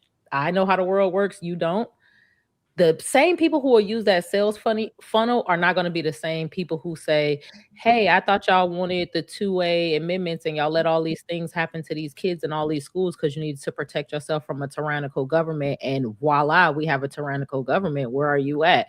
I don't think that same group that'll use that sales funnel will turn around and say, hey, I thought you wanted small government and you were trying to protect U.S. citizens and their rights, and now a person didn't even have freedom of speech or the freedom to protest. They got shot in the face 3 times. So in order for hip hop to get back to where they were disruptive in that manner, we have to get out of I'm rich and the class warfare of hip hop that we in now. 1 second pause. I hate class warfare. Professor Skye. So go ahead, Skye. It seems like we're kind of all, with the Public Enemy, like when I teach, rap music of the 80s, like I talk about 88, 89 as being like the decision point. And I think it's really up to us as music enjoyers and music consumers, because really it was like Straight Outta Compton, which of course is a political album, but it also has Dope Man, which is basically the model that all mainstream rap has followed since. Basically Dope Man versus Fight the Power, and like the major labels and the audience chose Dope Man, and that's the world that we've been in, the get your bag, clucking much dollars on the 1st and 15th, all that stuff. And it's like, I'm the oldest person on this panel by probably like 20 years, but like I remember 88 and 89, like being in suburban Boston, just all white kids. I remember seeing a kid wearing an African pendant and a Malcolm X hat. Like that was really like this moment. And I don't know, like, did that do something? Did the fact that Public Enemy was so militant, how much did it help? Did it actually help a lot of the progress that was made in the 90s? I think it hopefully did, but I don't know. I think it's up to us to want it. And I think artists will go there if we tell them that we want it, but I don't know if it's just, Gais Guevara, who's awesome and super militant, and it's cool that he got a shine in the Super Bowl, but like, we have to start saying we want the militant stuff if we want the militant stuff. That's true too. 1 second pause. Yeah. What do you think about we? Oh, go ahead. I'm sorry. It just boils down to balance from it, because in a way, I go back and remember Special Ed. I got it made. You know what I'm saying? I got a dog with a solid gold bone. I got a treaty with Tahiti. Like it was just like this aspirational. It's kind of this silly aspirational thing of the things that Special Ed wanted on that song. And I think hip hop by nature is resistance. You know what I'm saying? But it's also aspiration. It's also about social climbing. It is. But we lost the balance somewhere along the way. I mean, it's a world where NWA and Public Enemy can exist, where Dope Man and Fight the Power can exist, and fuck the police as a political statement can exist, but we're just losing balance. I had made this song. My cousin who produced on it, shout Eric Bobo, who's actually from Cypress Hill, a member of Cypress Hill. We recorded this. We did this after Kimmel got taken off the air. So this is how old the lyrics are. So it's not even a reaction to what's going on now, but the writing was like it was always going to get here, and this stuff has been going on for a minute. So it's just very applicable right now. And look, man, I filmed that video in my garage. I edited it myself. I put it up. Y'all know I still got a 9 to 5. I was a little like, I wonder how this is going to go over, but the feeling of not saying anything or not expressing myself in a way hurt more than what I could potentially lose. Hip hop has given me everything and a way to make a living and feed my family, right? And I'm so grateful, but it's also educated me. Like I in that verse, I shout out, rest in peace, Mr. Sada Shakur. I learned who Asada Shakur was from Common. A song for Asada. You know what I'm saying? On like Water for Chocolate. I learned from listening to Chuck D and Public Enemy. Dead Prez Vinyl is behind me on that side. Like that Let's Get Free album was incredibly influential. I'm an African and They Schools and Enemy State, Police State, and all of this. And there's definitely young artists doing it now. Like it's not that nobody. Shout out to Mick Jenkins. I love what Vic Mensa is doing on the daily. on his Instagram. Red Veil, of course, there are definitely young artists speaking about it now, but it just feels like, where's our fight the power? Where's our stop the violence movement? We're all in the same gang? These are defining times, I think, for us as a people, and we're kind of just sitting back watching it get worse day by day.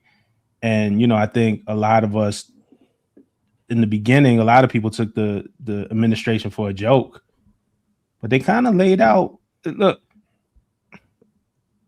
President laid out everything he said. He campaigned on all of the stuff that he's doing now. Like, he didn't exactly lie to the country or mislead anybody. Everything that he campaigned on, he was fulfilling those. He said, when day one, when I get in, like, I'm gonna go against the media, the people who stole the election, my political enemy. Like, he said this.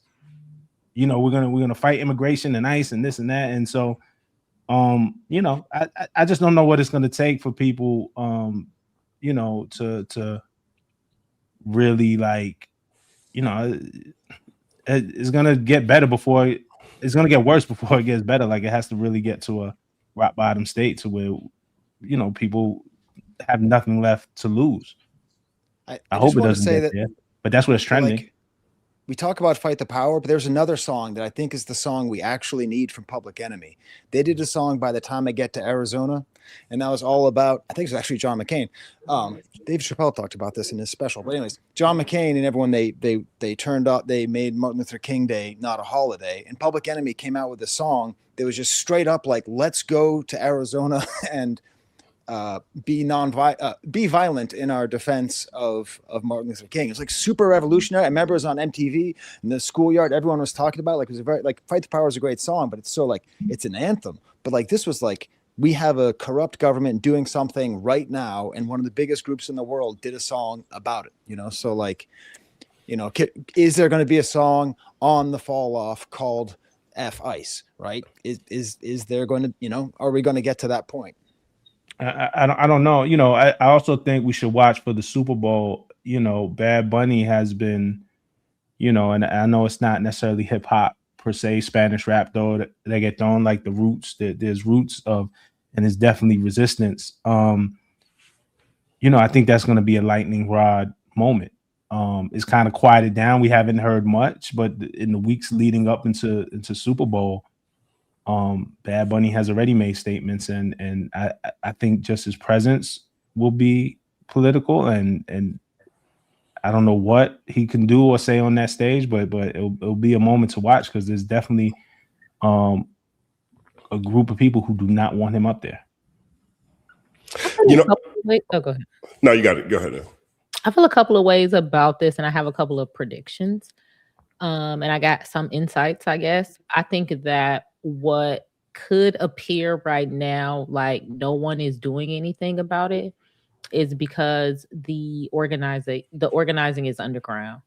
This is not I don't think this is a situation where historical, like, if you know history, this is not a situation where you organize above ground publicly. This is a situation where you should be training, organizing, preparing peacefully and quietly for who's that guy in history? Is that I can't even remember his name, but it's like Atticus, something that like Atticus.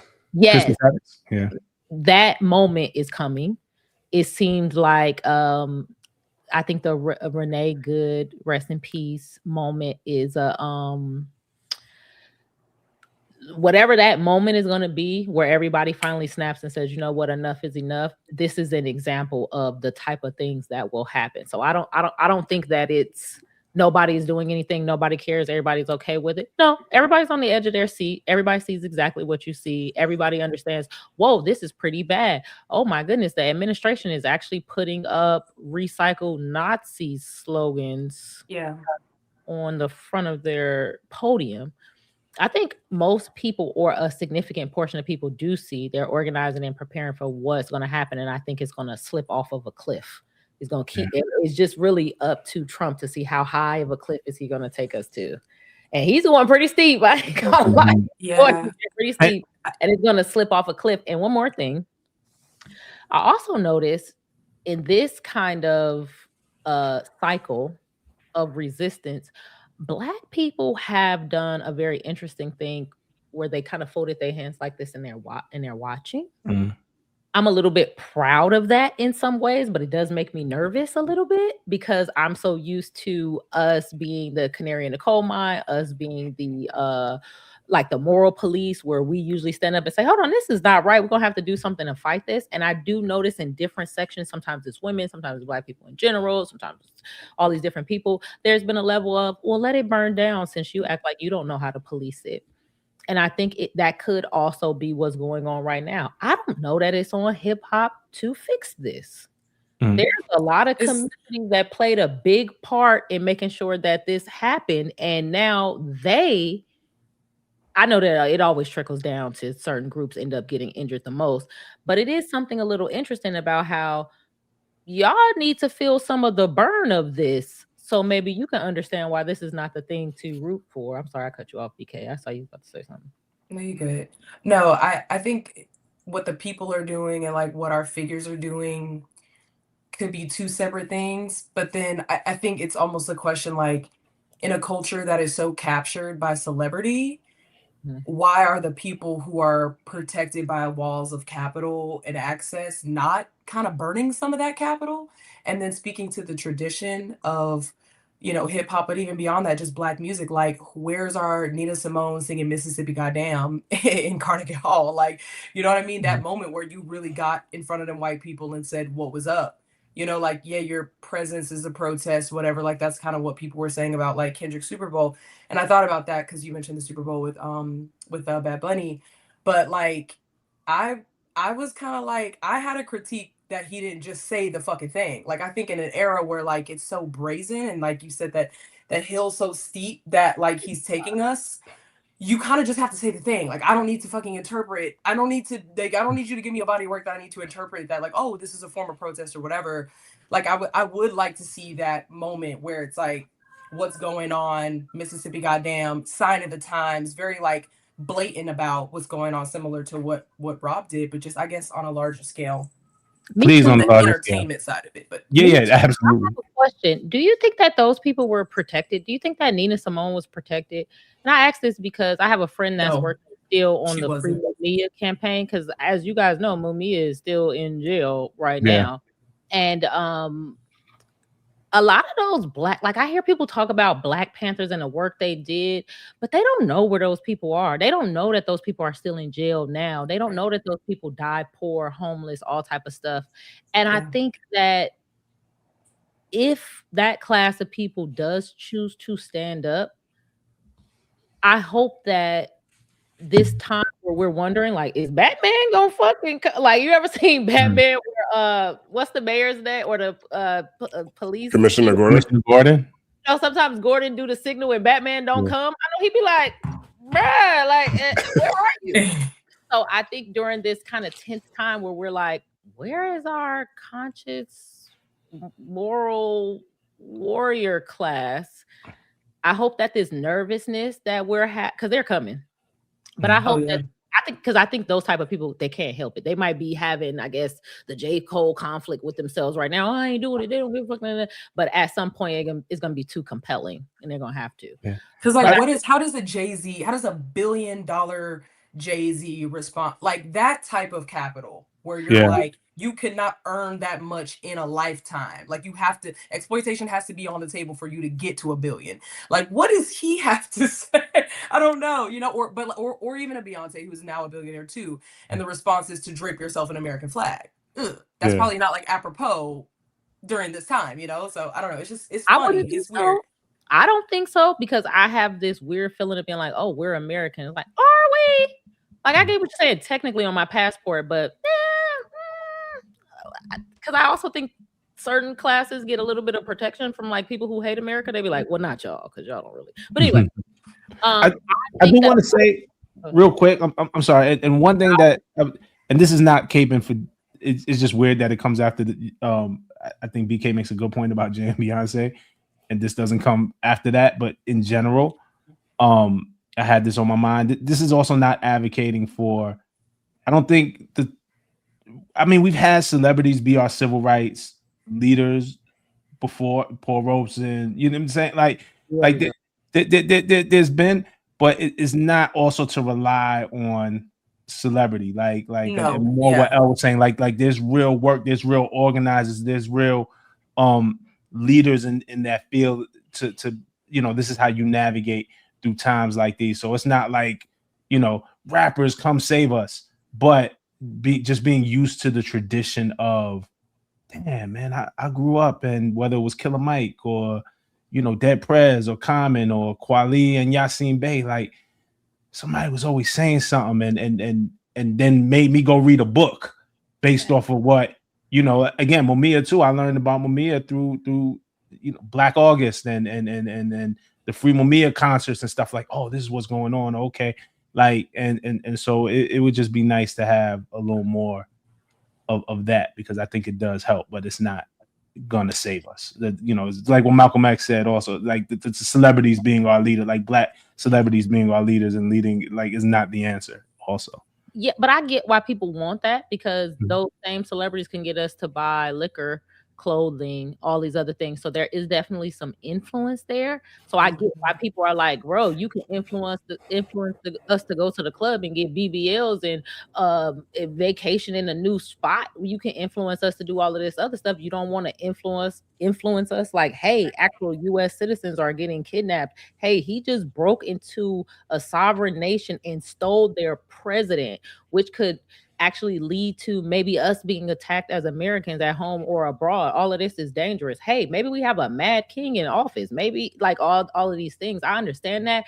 I just don't know that it will have the same impact today as it had before. Because like I said, we were kind of all centrally watching the same couple of channels, the same couple of things. So when you went to school or work the next day, people more or less was watching the same thing that you watched.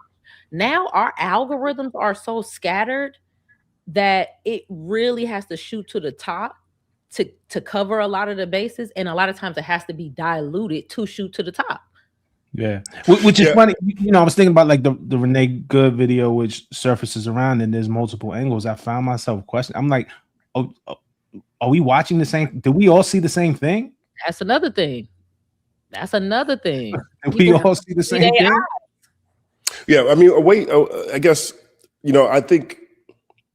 One, I'm with you on at least what I see too, Elle, in the sense of I think it's interesting, and to a degree, I think it's important, the position that Black people have been taking with these things recently. It gives me the jitters a little bit, but I understand that this probably isn't the best time for us to be standing in the front of the line, and I'll be honest about that. But two, more than anything else, I think we are so fractured in terms of social media, in terms of the bubbles in which we engage, that for a very long time, I don't think that everybody was getting the same news, right? And now things have gotten to the point where, regardless of which bubbles you're in, a lot of this stuff is starting to cross into it as well. And even if we just take it away from, what's happening with the particular administration, I have questions around,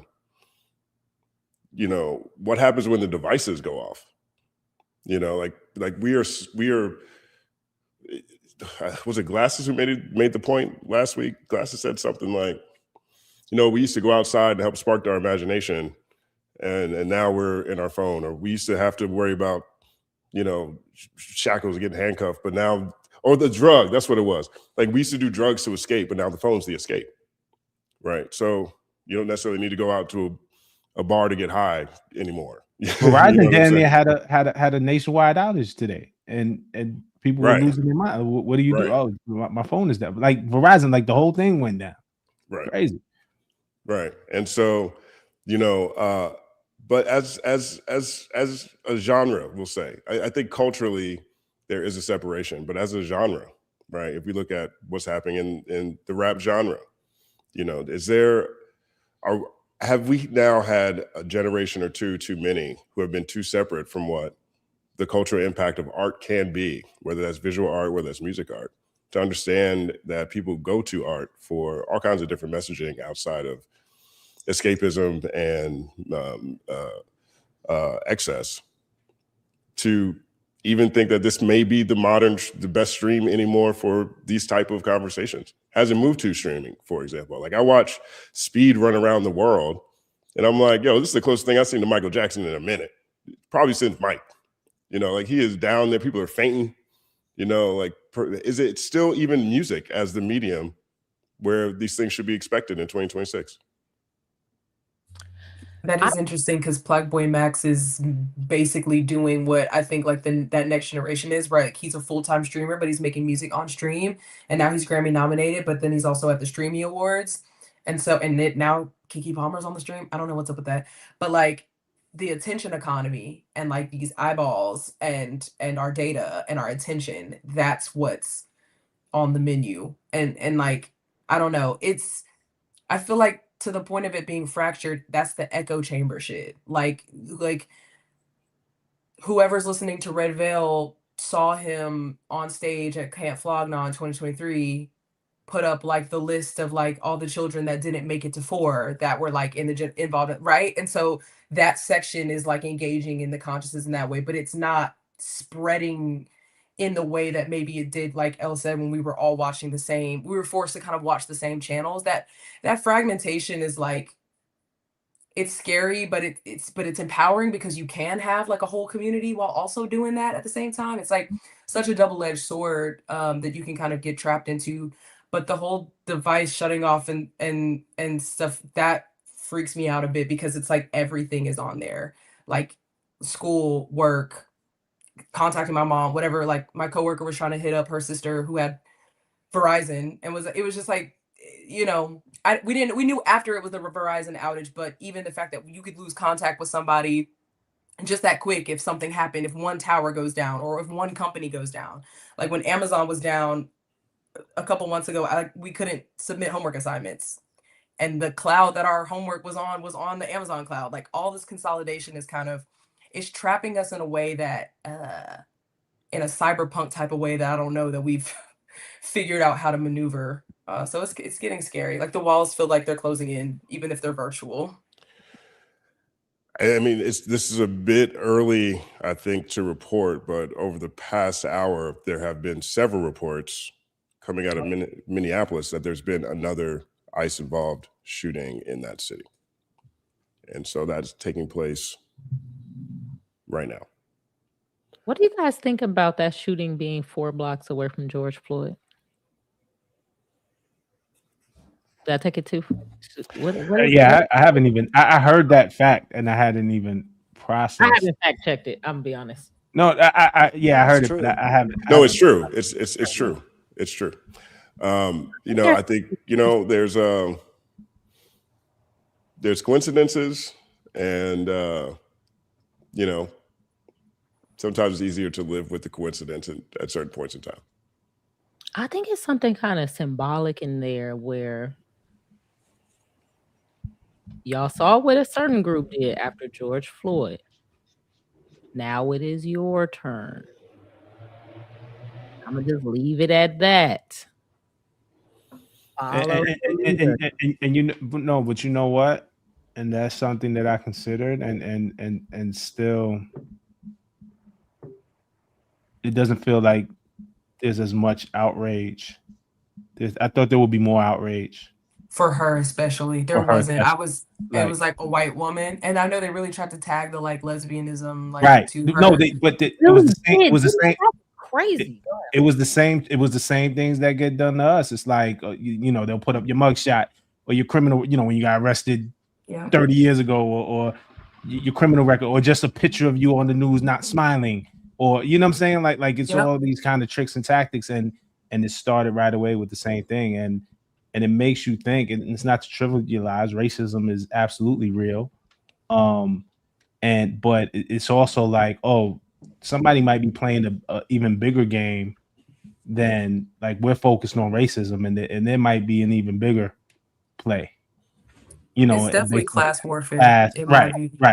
Yeah. I think racism is a big part of that. Is class warfare. Like for sure. In capitalism, people were going to be exploited, and they attempted to make it where, well, my descendants will never be exploited because we're going to mate inside of our race and make sure that that exploited class is always in a race that we don't belong to. I think that was almost like a cheating way to say we're still going to do the capitalism thing where people still are going to end up getting the short end of the stick. But what we're going to do is we're going to stay in our race and not get the short end of the stick and let them get the short end of the stick, which in a way is still class warfare with racism mixed in it. And I see some people in the chat are talking about the other, dang, I wanted to remember his name because there was another guy, a black man who was shot by Keith Porter Jr. Yes, Keith Porter Out of Jr. Los Angeles. Yeah, he was shot by ICE agent. He wasn't on duty, but still, I want to make sure that we do say his name because a lot of times people feel like, oh, because it was a white woman shot in the face, now there's outrage, but nobody cared when it was a black dude. So I do think it's important to say his name. But I'm surprised that you guys are saying that you're not seeing a lot of outrage because I did a lot of traveling in this past week, making my way home. Oh, I'm so glad. I'm so happy to be home. No offense, family. I saw a protest. Second applause for family. Yes, I'm so glad that we are related, but I am home. I stopped in Santa Cruz. There was about 7 blocks of people outside with and this was like on Sunday. It's about 7 blocks of people lining the streets. It was happened in Chicago over the freeway. It was a little something in San Francisco. So I do see some little rumblings. I'm sorry. Let me be clear because I see there's obviously outrage. I'm gonna be very clear. I'm surprised MAGA isn't outraged. Like I'm surprised the blind allegiance to, you know what I'm saying? Like it's still a side. It's still left or right. They double down it. They're and that goes back to my thing of, yo, did we watch the same thing? The fact that we're not even having an investigation about this, the fact that the administration is saying that she deserved it, or I mean, you know, it like it was her fault, you know what I'm saying, and things of that nature. So that's what I meant by more outrage. I thought there would be more widespread outrage, and we're still at a point where it's no, this is my side, that's the other side, and not the point that a human life was lost, and part of me is shot her and they called her a fucking bitch after he shot her. Yeah, that was crazy. Yeah, we haven't hit the cliff for them yet. I am a little surprised. I'm sorry, and didn't send for paramedics or EMT or administer any help and just left her there to die. Yep. And we all saw it. Like it was and we've seen inhumane before. Like we've been in the streets, like we know what it's like. But I'm surprised there wasn't more outrage at the inhumanity from the other side. Who is this? Is this National Guard? This is ICE. This is right now in Minnesota. There's another shooting. No, I understand it's another shoot. I'm saying, who are these men in tanks? This cannot be ICE with this tank. I definitely saw a couple armored vehicles, some armored ICE vehicles in Dallas a couple weeks ago. I mean, they pulled up and they're just reckless. I mean, like they're not abiding by any type of laws. Like their goal is to come into the community and intimidate. And we definitely have like on the ground, you know, communities here that are like, you know, on ICE watch and stuff like that, but they be pulling up.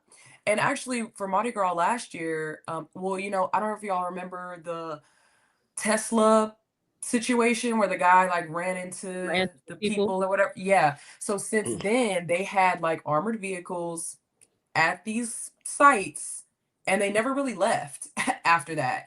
And then they stayed during Mardi Gras and then they kind of, you know, and they're definitely trying to get us prepared for a martial law, like paramilitary against the civilians type of situation.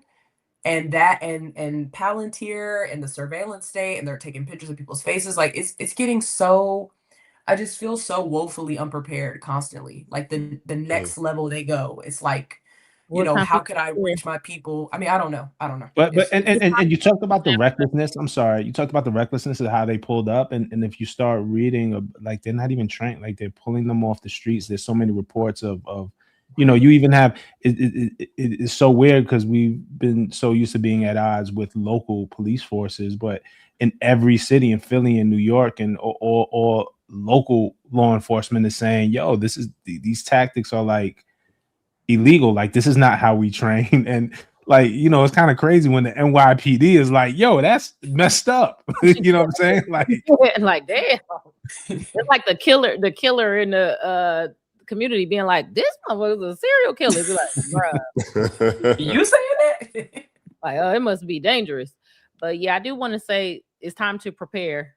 Just and you got to prepare in a lot of ways. You also have to prepare health-wise. And I know a lot of people don't want to look at it that way, but you have to prepare to be able to run. And I don't mean to flee to another country, because I know people talk so bad about people who flee, even though it make me mad sometimes, because people can say in the great migrations that Black people flee, but whatever. I'm gonna stop picking at people. But just health-wise, you need to be able to run. You need to be able to climb. You need to be able to swim. You need to be able to do a lot of stuff, because I think the class of people who talk so bad about government overreach and why they need 2A just in case they ever have to fight the government is ironically and not hysterically. I'm not gonna lie, this is not funny at all. Which I usually find irony very funny. They're actually on the wrong side of history. Like, wait, so all of the people who wanted to fight the government are now the people in the militias who trained all this time to fight the government, and they are the people that's taking the ICE contracts to come fight all the other people? That is very not hilarious. So, go ahead. I think Zone Fanfic captures that. And one of the things I talk about things that look very Confederate to me all the time on this channel. And there's so much that just looks really, really Confederate. You know, the South rose again through the courts. And I think that's where you see a number of people, or at least a number of people who are not fighting or not flexing their 2A rights. You know, we'll say that. But Zone Fanfic here says, we need to stop believing influencers to save us. If they had the knowledge and the power, were radical enough to affect real change and bold enough to do it, they'd be dead. They labeled anti-terrorists terrorists. This is Jim Crow with mass surveillance. And that's the part that feels really Confederate. And I think it's very clear that the groundwork is being laid nationwide, both digitally and physically. And again, I implore everyone consistently on this channel to be safe and be aware of the things that are happening around us, because it can be very compelling, very easy to slip into a pattern of just looking at your phone, just looking at trending topics, just trying to escape through whatever streaming service that you have. These are not normal times. These are not times to be thinking people are taking things out of proportion, especially considering what's happened in Minnesota over the past few days. I think it's going to be a trend. I said that in my videos this week talking about it. And while we've been on this call today, there's another shooting in the same city. Okay, they put more. So this is a lot of these things, regardless of what the responsibility is from a hip hop standpoint or from a rap industry standpoint, I think from a human standpoint, bare minimum, people just need to be aware of what's happening. And so I thank everyone for taking this time on this call to help forward that message, and Rob, for you making that song. I want to share this one thing real quick that I think is something Badru said. Badru Umi, he was a general manager of Project Blowed, legendary Project Blowed. 1 second, pause. Badru said this to me this week on my channel when I asked him the same question. And I thought his answer was one of the most, it's profound, but it was also just like, you know what I'm saying? And so I want to leave this segment with this, and then we're going to wrap up here after that. But here's what Badru had to say. Before hip hop, there was an entire industry.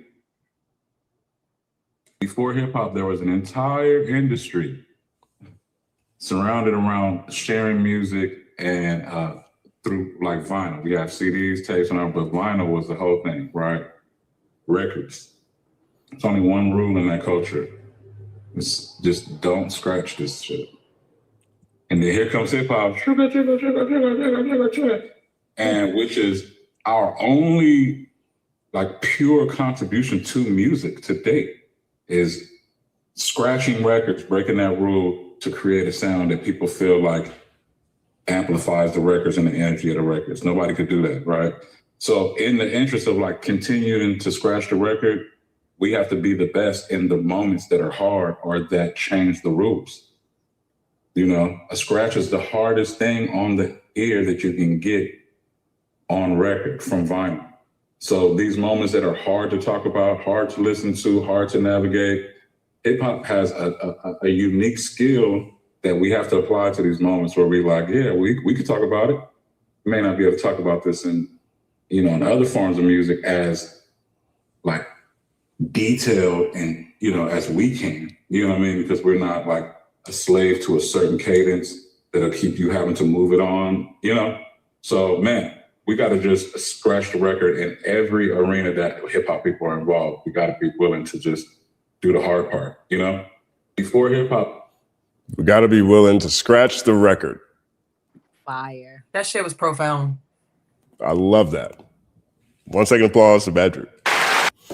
That was fire. But see, that's what I'm saying. Do you think hip hop? See, I don't want to say hip hop because I know it's the rap industry, the music industry. Are they rebellious still? Well, I don't, from my point of view, no. But my point of view depends on where you're looking, but yeah, but my point of view, when the reason I say no is because I feel like the things that are most prominent to most people are coming through an industry vertical, whether most people realize it or not. I think that a lot of these things that go viral aren't necessarily as organic as they might seem. And I definitely know that if you're going to make a real impact in the digital space, there needs to be some funding behind it after a certain point. And so generationally, I don't have kids, right? So I can't necessarily speak to what my kids are experiencing or what they say to me. I think that Gen Z itself, when I look at it, I grew up with fire drills. At one point, you know, there was hurricane drills. I think on the West Coast, they had earthquake drills. Okay, Gen Z has school shooter drills, you know, so I'm not sure how rebellious a generation that might be, but I look around and all of the verticals and instruments of communication and all the things that we have in society have been strategically placed to make sure that we don't get rebellious or at least are not effective in our rebellion. And my bad, Justin. One of the bigger disses, my bad. One of the big disses of last year, was it last year by this time or 2024? I don't know. Time is. You rap like you're trying to free the slaves. Like that's where we're at. We're telling Jesus each other. Christ. You that's actually a great lead into our next section, which was there's more. Yeah, it's I just want to say a quick shout out to this, and then we're going to wrap. But I want to make sure I get this in here too. Professor Skye had an incredible video called Legion of Goof, and he talks about this exact point. He talks about how, I think this probably even speaks to some of the things that Zone Fanfic here is mentioning, but like we're talking about what the responsibility is for certain influencers. Well, some influencers are squarely 180 degrees from that same responsibility. And as he always does, Professor Skye so eloquently coined them, the legions of goof. Well, the idea of that, so I really liked is it Confederate commentators? What is your term, Justin? Well, how everybody's all Confederate out of here? Yeah. They're Confederate. I heard you say that. So I was trying to think of like some way, because like when the Aiden Ross stuff happened and like we know he's close with Drake and we know he's close with academics, it's like, why is it that they tend to move in flocks? Like why can we sort of see them together, and what are the like common elements between like the music and the commentary and like the general outlook? And the thing is obviously culture is a representation of society and of civilization, and that's why we make culture, so that in 500 years people can look back and say, oh, this is where the civilization was. Like they're going to look back and they're going to see this constellation of people with these like shared beliefs. So I was like trying to figure out those beliefs, but I didn't want to give him a cool name like the Legion of Doom. So I was like, how about just the Legion of Goofs to take away their power, because it's not cool, it's goofy.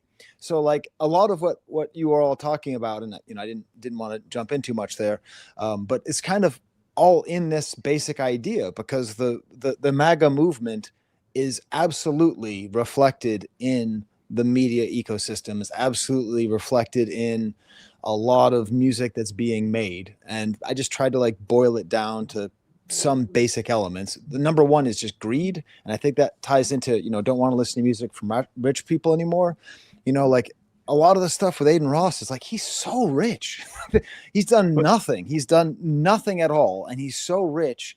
And there's a certain degree to which a lot of people say, well, he's just doing this to get money. But it's like that I think we need to start saying, don't get your bag. Like, feed your kids and take care of your parents and all that stuff. I'm not saying like be poor, but like there has to be a point where we say, okay, Jay-Z, maybe don't invest in sports gambling. Like, like you got the billionaire, like maybe don't do that.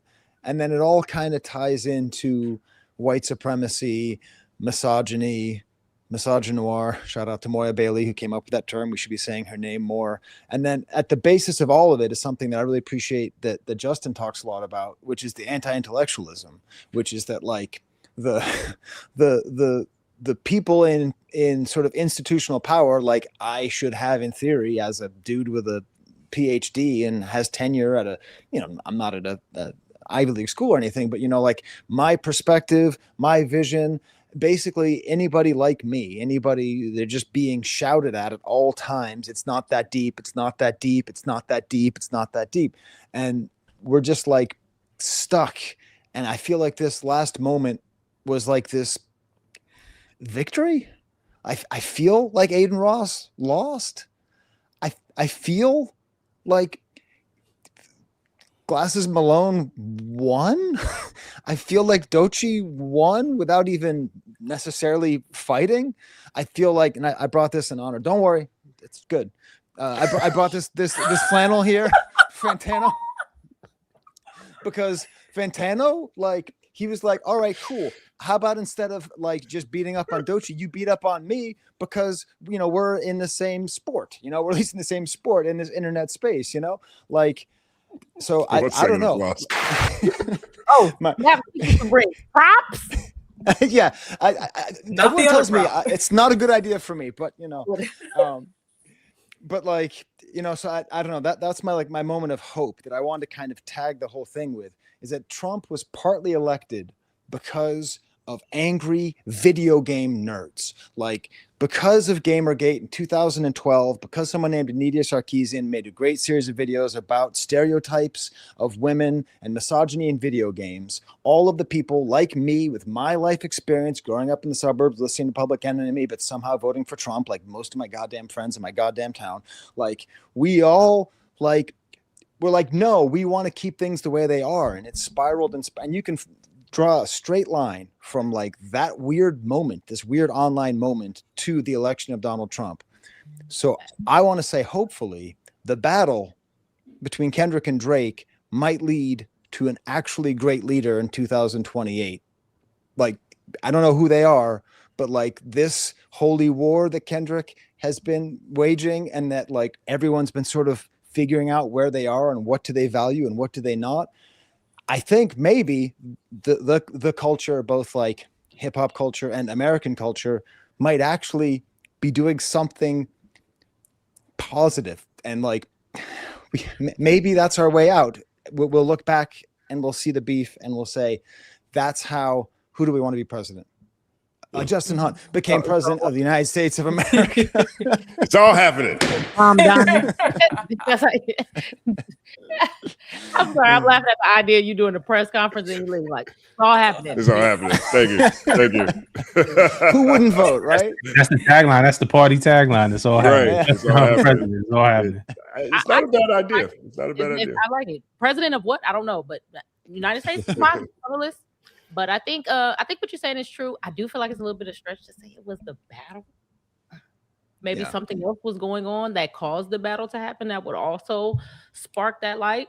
J.Cole. It's all kind Cole of it's also kind of in tandem though with sort of kind of in tandem with the Zoran, AOC, Bernie flank actually kind of coming out kind of unscathed in this fallout where there was a moment, well, the genocide was bipartisan, and so then anybody who fell outside of that bipartisanness and was going against that, the people were like, oh, we want to go towards that. Now you have mainstream politicians that are like, I'm disavowing AIPAC. Like, you would never hear that like years ago.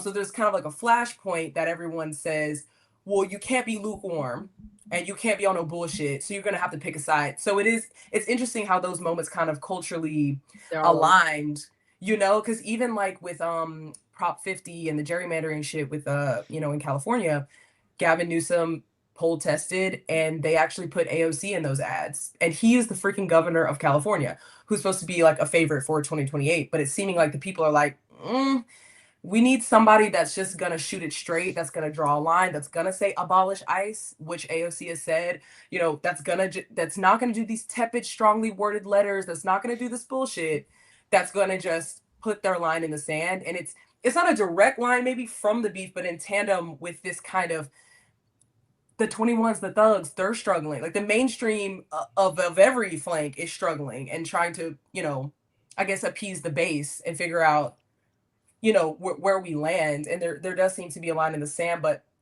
I hope that it comes to a point where the human spirit and the solidarity within the working class kind of clicks on at some point, and that feels a bit further Yeah, but I away. think it's definitely on its way. Like that's what I was gonna say. I don't think that it's a result of the beef. I think the beef is another result out of more so than the actual cornerstone. But I think what's happening is we're kind of or some people may look at it like a line, like where are we heading to? But I think it's really a circle. It's either a circle or it's closer to a pendulum. I think it's a like a rotini noodle, like a spiral noodle. Like, I think we're going forward, but we're spinning. I'm hungry now. Yeah, like we're progressing, but it's the same. Yes, and I think what happens is we had, in these different times in history, we've had this progression, and everybody's on that side, and then certain things are wrong with it. Some people exploit it, some people take advantage of it, some people find problems, and then I don't want to say evil because I hate when people put evil on stuff. But then people on the other side use those weaknesses to push it back the other way.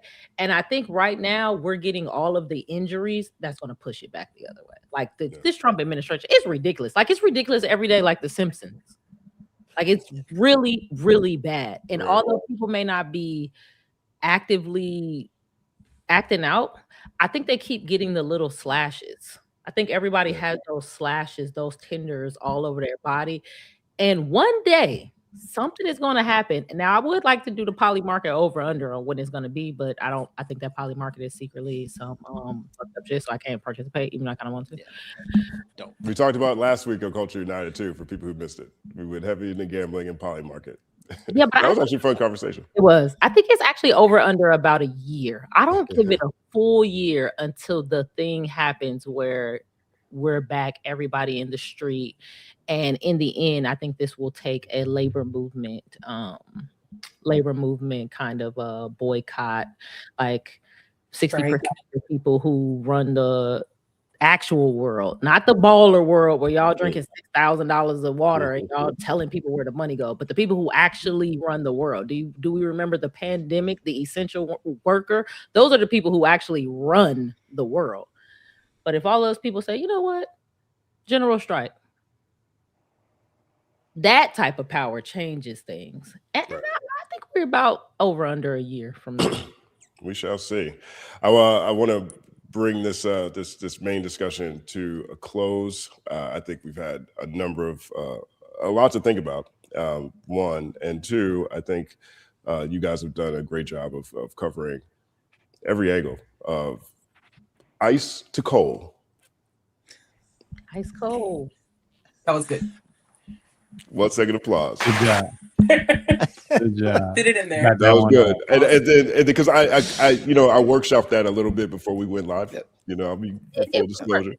You know, I wasn't even gonna say nothing. I was gonna let you get that off. Because we were all doing it, President Hunte, but President man. But see, I flipped it because the first time it was cold ice. It was ice to cold. You know, so Yeah. either way. But big thank you to everyone here. I want to give each of you an opportunity to let people know where they can find you and what you guys have coming up next. I'm gonna stick around and answer some super chats. You guys are also always more than welcome to do that. There's a bunch in here that around the Cole stuff that we didn't get to yet. I have a good time talking about J.Cole.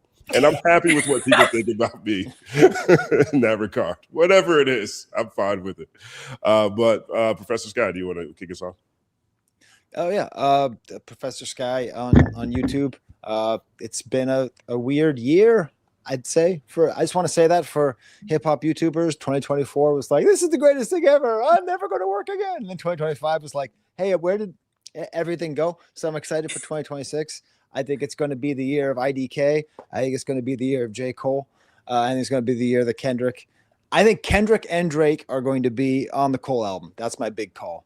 That's what there's going to be a feature on each disc. That's my call right here. I'm not as good at this as Jeremy. Jeremy's really good at making the predictions. That's my point marked. Jeremy is great at the predictions, but what you said here is in line with what Say What Again Mother said. So it's been said he has 2 songs featured, each with Drake and Dot. Do we think he removed all 4 of those songs off his album and redid 4 brand new songs, or did he keep 2 of those songs with Dot and Drake? I mean, I think that might be a bit meta, but you made the prediction on what you think.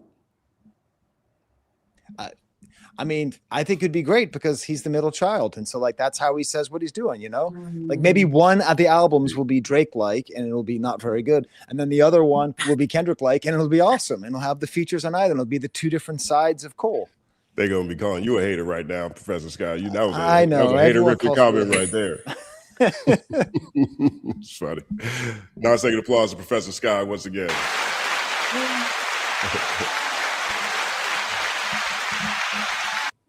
Anyone else?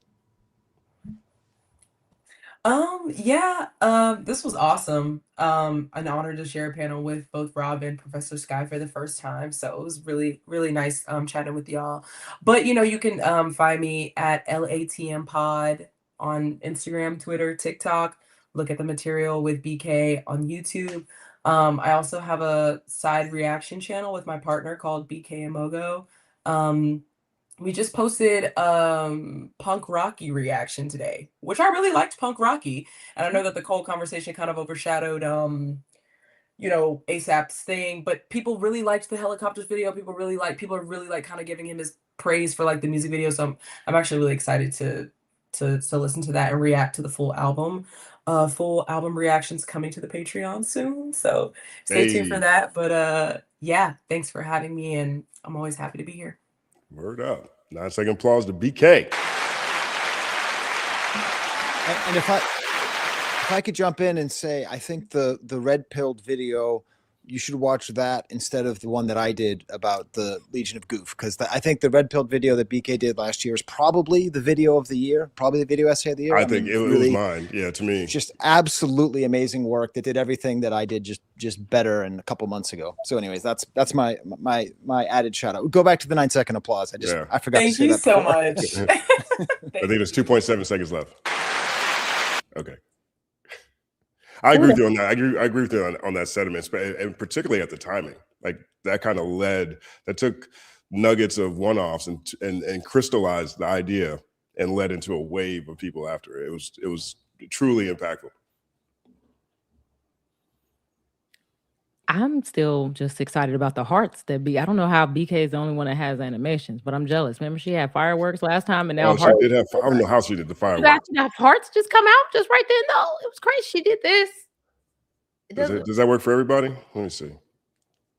Look. Oh, Rob got it. I don't see. They must update their software on time. BK.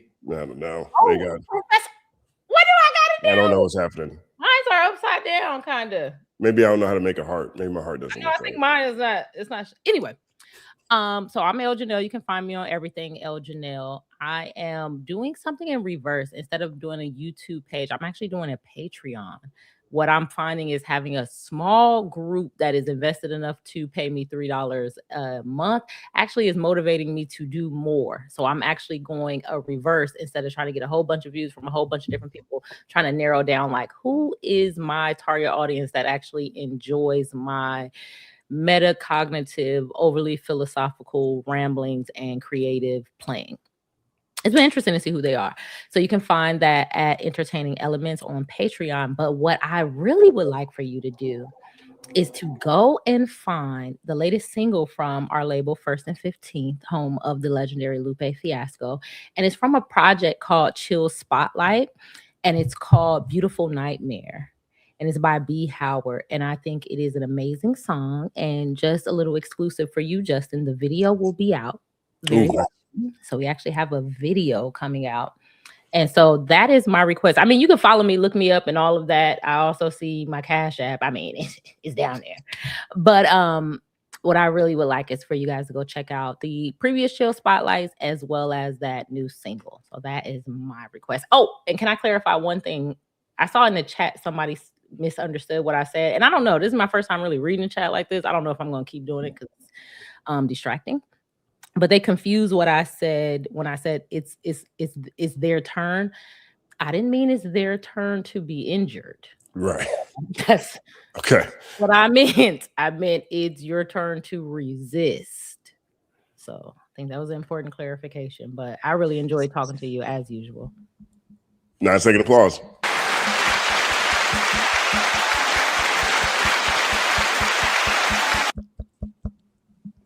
Yeah. You got ready. Yeah. Just thanks for having me. Skye, you my guy. Justin, you my guy. But really just thrilled to share space with Elle and BK for the first time and get acquainted with y'all. So thank y'all for just being present and giving me and all of us something to think about. Follow me, Rob Markman, on every social media platform, but especially on YouTube. On Rob Markman is the page, and shout out to everybody who's supporting there. And I probably did a bad job of promoting that song, but if you like the snippet of the song that Justin played earlier, it's called Red Dot Part 2. It's actually by Eric Bobo from Cypress Hill and Stu Bangers. It's their record. It's a production record. It's featuring Rob Markman. So on Eric Bobo's page, again, and that's my family. That's actually my cousin, son of the legendary Willie Bobo. So it's the first time we collaborate on something, man, which is pretty cool to me too. So it was like we said something and like that's my family, you know what I'm saying? So it was dope. But appreciate all y'all, man. And Justin, I appreciate you always bringing us together. It's all happening, man. My brother Rob Markman got the Flyers hat, got the Flyers logo. I can't wait to cop one somewhere at some point in time. 9-second applause. We're gonna get it right.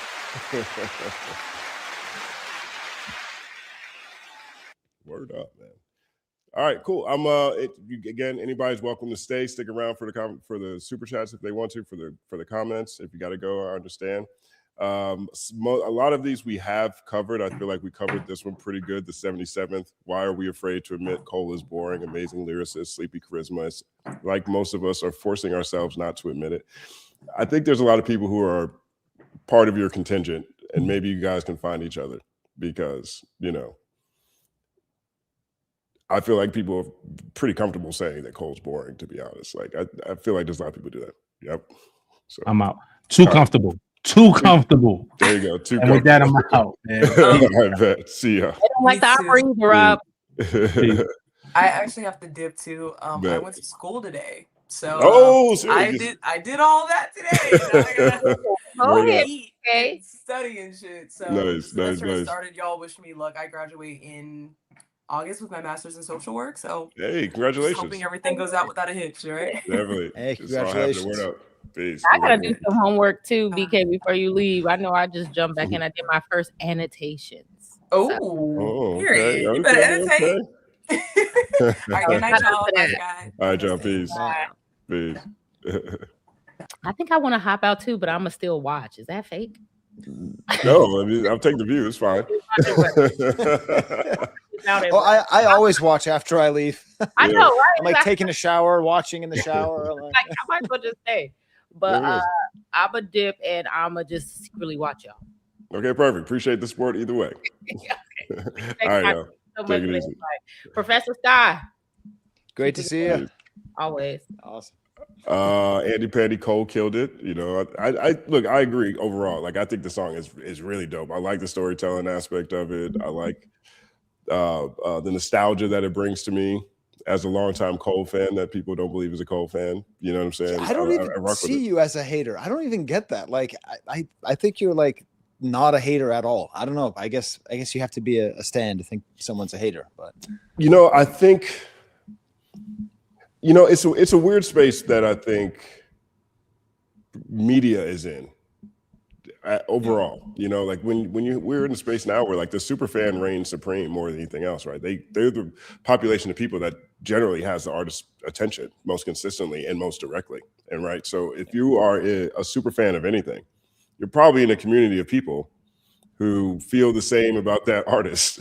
So anyone who doesn't lead with awesome sounds like a hater. And I can definitely say that I don't consistently lead with awesome when it comes to Cole. I can say I don't do that, but like I'm legitimately like thankful of the space that Cole has occupied for the past 15 years. I think he occupies a very important space, and he's done so amazingly, you know, but that doesn't mean but at the same time, you know, I don't think he's the greatest rapper of all time, and I think that's fine to say too. You know what I mean? So, I'm surprised you don't run into that though. Also, shout out to Andy Penny Pie, who's, you know, always around and, you know, leaving good comments and all over the place. So, yo, she's so dope, and she's passionate, man. Yo, she helps me with my blind spots so much. Like, she'll leave a comment in the comment section. I'm like, dang, that's a great point. I got to start. I got to add that. Those are the best commenters. When people are like, you didn't think of it this way. Oh my God. Right. The 77th, Elzai Fonte, Common Blue, charismatic lyricist. Would you agree with that, Professor Skye? So is the question like, who is a lyricist who's also charismatic? I don't know if it's a question as much as they're stating that Elzai Fonte, Common, and Blue are charismatic. Okay. Yes, I agree.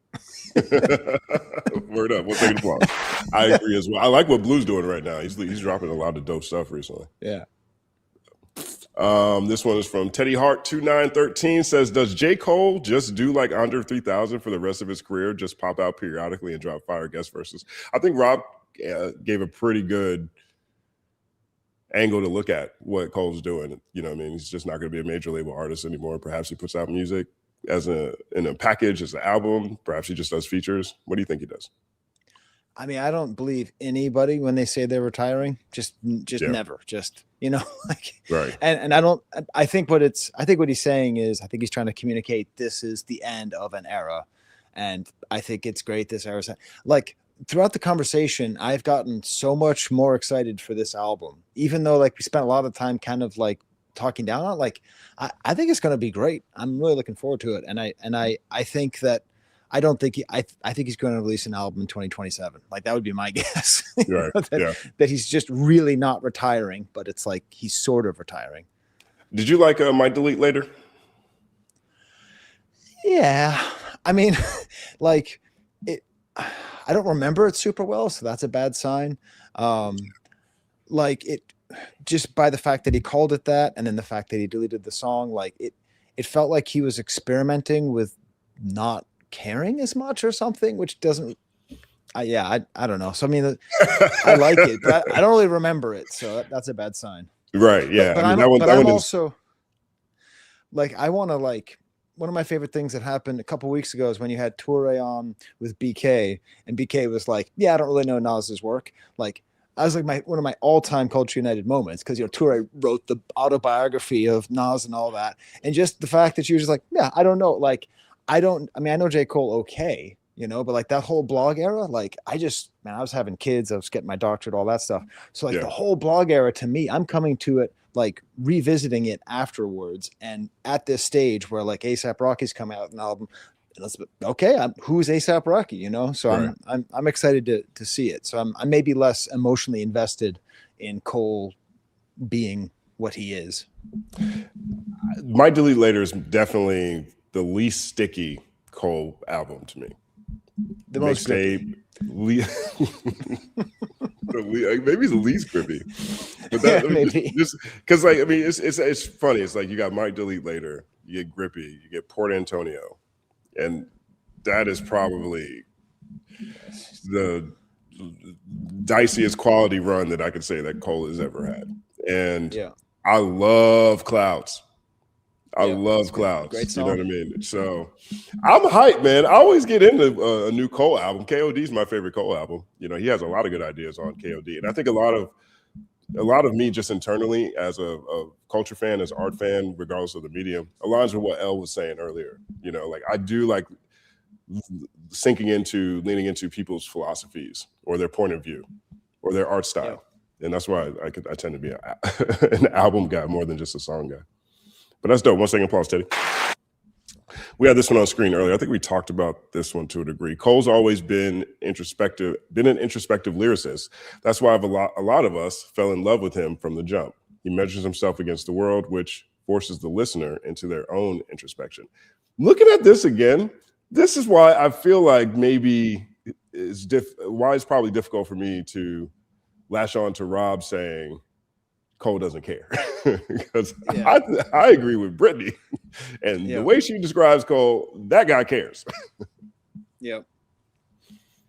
But I think that's a good, and that's what I was trying to get at the point with like, how is it that my students' favorite rappers is always Cole? I mean, I think he probably just touches on something for some people. He gets to some kind of vulnerability for some people, and other people, it just doesn't. And maybe that's just it. Maybe it's that simple, you know, like, you know, I never really liked Frank Sinatra that much, but I know people who just like hear his voice and go crazy, and like, it's the greatest thing in the world. So it's okay, I guess, you know. I guess what it is. 1 second applause, Brittany. This one is Vibey Woodchuck. Drake got his ass beat, but at least they kept trying to fight. Cole ran up, threw punch, missed wildly, then ran away and said, "Hey y'all, I'm a pacifist now." 1 second applause. Razcat said something like that last week about Cole. He said, you know, it's the easiest thing for Cole to do now is to come back and just be religious. Just find a religion. Change your subjector. Start doing it. I mean, the whole arc, I mean, I do think that this project is going to do, one, I have no doubt that it's going to be commercially successful. But I think it's going to be extremely well received. My only reservation is the double disc aspect of it. But there have been double discs that people were presented as double discs, even if they weren't necessarily what we think of in double disc length, right? I mean, Mr. Morale is that example. You know, it's not crazy long, but it's still a double disc. Can I just give you credit for something, Justin? We've been talking for 2 hours and 21 minutes, mostly about J. Cole and his new album. This is the first time the word sales came up. Like most of the other spaces on hip hop internet, the first conversation like, will it move 200,000, 300,000, 100,000?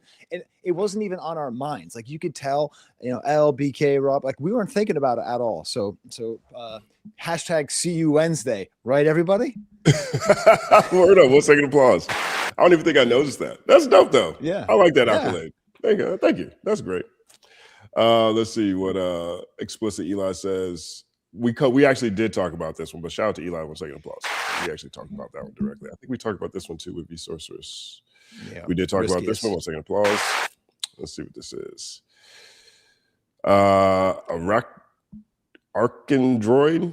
The audio in J. Cole's Fall Off announcement video was by comedian Dam Harumi. The video is titled, How Long Is America Supposed to Last?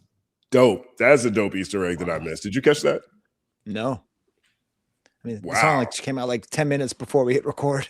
I don't know how you made a video. I was like trying to watch your video about the song after eating, like, well, I didn't even eat dinner, but like getting the kids ready for bed. And I was like, wait, he released a video? I got to watch it. Yeah. So it's a trip because like I was getting ready to go to the gym when the trailer dropped. And I was like, okay, let me just do this video before I go to the gym. Then I went to the gym and did my post-gym walk, and I got back, and the song had just dropped. I was like, I think I could squeeze this in. But as you guys saw, like the flyer went out late for Culture United. We started at 5:15. So I don't know if I did it like, you know, that smoothly, but you know, success. And again, credit to Cole for this excitement, you know, doing the trailer and then the thing a couple hours later. You know, it's not 2024, but it's something. This is actually really dope, though. The fact that this is how long is America supposed to last, like, that's actually kind of fire. That's a great Easter egg. Thank you for that one. 1 second applause. I didn't see any of that. And shout out to the other Cole from Dissect Podcast. We talked about him earlier. 1 second, pause to him again. And I wanted to say too that a lot of people in the comment section are saying that we're missing on Chance and that we should be talking about Chance as like the balance. That might be a super chat or not. And Cole did that great interview with Chance the Rapper. So anyways. Oh yeah. Yeah. So I think Chance's album is built like the type of albums that I really love more than anything else. Like the number of discussions that he's having on there with letters. He's talking about the black church. He's talking about we need more water. He's talking about marijuana. He's talking about make sure you got the right gun. He's talking about ICE. He's talking about like the Negro problem. Like it's my favorite Chance album. Yeah. And I love acid rap. I love acid rap. But this one is, to me, I think it's the best album. Maybe it's not my favorite, but I think it's the best album he's ever made. Dragot 4975. Cole should rap on the Renee beat and go political. What do you think about that? What is there a Renee beat? You don't remember the song Renee by Lost Boys? Oh, I thought there was like some beat made out of her. Like I thought there was some kind of like internet thing of her last words turned into some kind of like okay. Right, I mean maybe I'm taking it as this Renee. But no, that makes way more sense in the context I'm talking about here. Yeah, he should do that. I think if it's a double album, maybe he's just gonna just do it. You know, have another Grippy. You know, have Cash Cobain, have Grippy 2, right? Electric Grippy Lou, and then have like a whole song about the beef. Grippy 2, Electric Grippy Lou. Second applause. That may be the best thing I've ever said. And then like have a bunch of songs that are political and Is it bad? Is it? Should I be ashamed that I actually like Breaking 2 more than I like Breaking? Like I love when they save the community center. I should just love movies where they save the community center. Yeah, there's a lot of them. That's good. Right. I love all of them. I think we growing up in like the 80s and 90s. Yeah. Anything saving the community. I had fun at the community centers. Yeah. That's where the full court basketball courts were. Indoor. Yeah. Yeah. Man, what movie? What album was it where they referenced Disorderlies? That was recently. Oh, did they really? Somebody reference Disorderlies? Or no, maybe it was a retro review. No, it was a retro review of Bus Driver because his dad wrote Crush Groove. Oh wow! So, I didn't know that. And so he made a reference to the Fat Boys and Disorderlies, and I was like, man, Disorderlies was like one of my top 3 favorite movies when I was a kid. Yeah, I still love that movie. Because Fat Boys, the first rap records I ever had, my mom bought for me, and she bought me Wipeout, and she bought me Fat Boys and Wipeout, and she bought me He's the DJ, I'm the Rapper, Fresh Prince of Bel-Air. And because I used to love the song Wipeout. And so the movie Disorderlies came out. I love that movie too. Had no clue what an orderly was. I had no clue what was happening. Me neither. That's how I knew what that word was. I was like, what's the joke here? What's the joke? That was a great 1 second applause. Let's see. So say what again, Mother says, so it's been said. He had 2. Okay, we talked about this one. This is about the features. Okay. Shout out to you. 1 second applause. This one says, explicit Eli again, coming back to KOD also, although he states to be the best in future songs, he doesn't care about a crown. He only cares about his inner peace. He cares about leaving his mark and how he plays it. Well, I think Cole is all over the place on this topic, to be honest.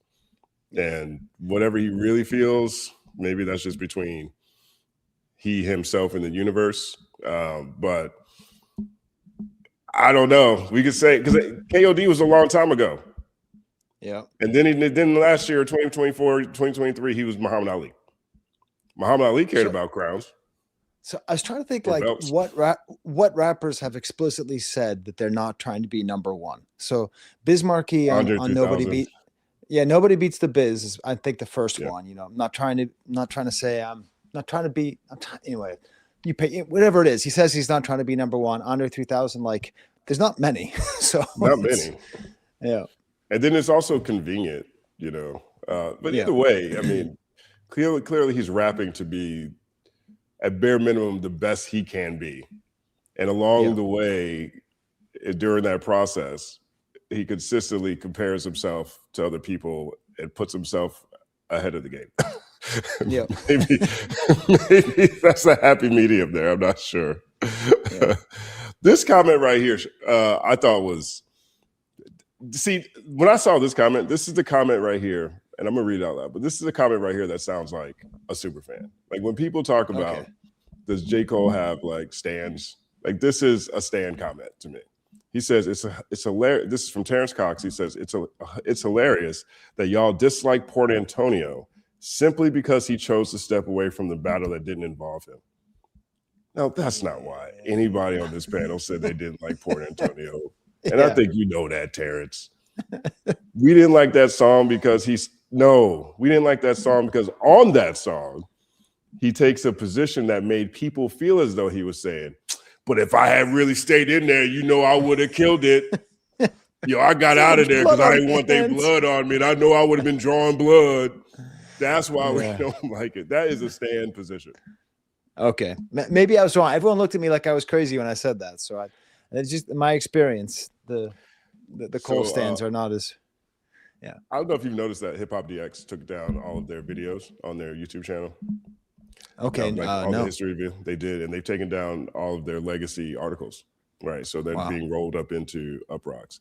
Now, I was fortunate enough to get the rights to what I did with DX from Uproxx, the CEO. Wow. Gave it to me. So I have all my breakdowns that I did there, and I'm going to make them available on this channel for members. Nice. Because members over here are really awesome and they be holding me down. And so yes, we are.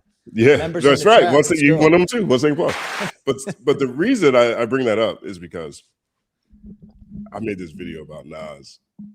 This is one of the earliest breakdowns. This is like it wasn't that early. It was like 2016 breakdown.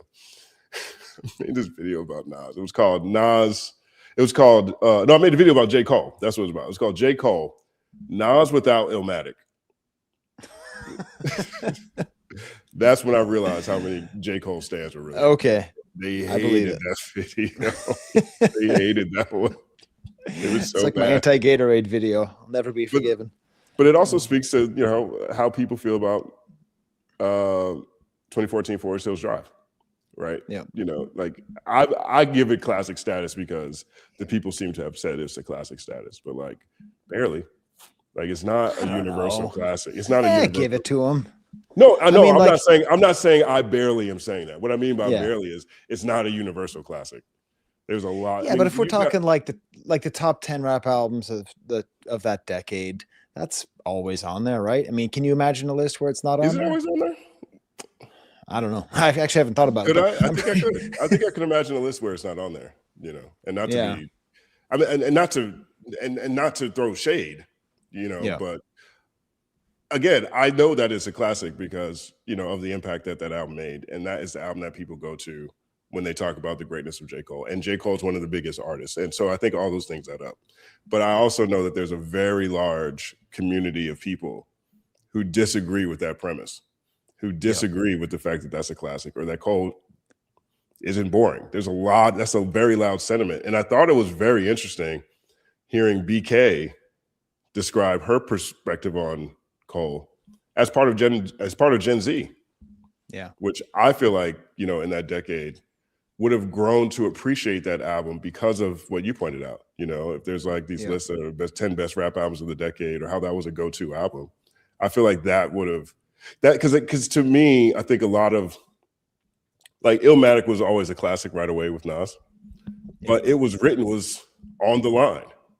Like there was a lot of people when It Was Written came out that didn't like Nas all of a sudden selling drugs. They didn't like Nas pretending to be he was a gangster rapper, Escobar, whatever. They didn't like the fact that he went from washing out his window to doing this stuff and he was more successful and it was less believable. But the people in my generation really gravitated towards that one because it was our entry point. It had If I Rule the World on it. It had Street Dreams on it. It's got the big songs on it.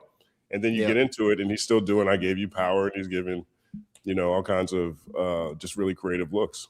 But that was one that, you see what I'm saying? J. Cole, Nas without Illmatic. No, I see it. Man, remember that song, I Know I Can? How's that song not still bigger? That song was so catchy.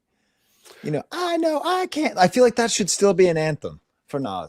I'm sorry. wondering- I've never got to be the guy talking after the show, so tell me if I step over the line. No, you're doing it. This Random was fun.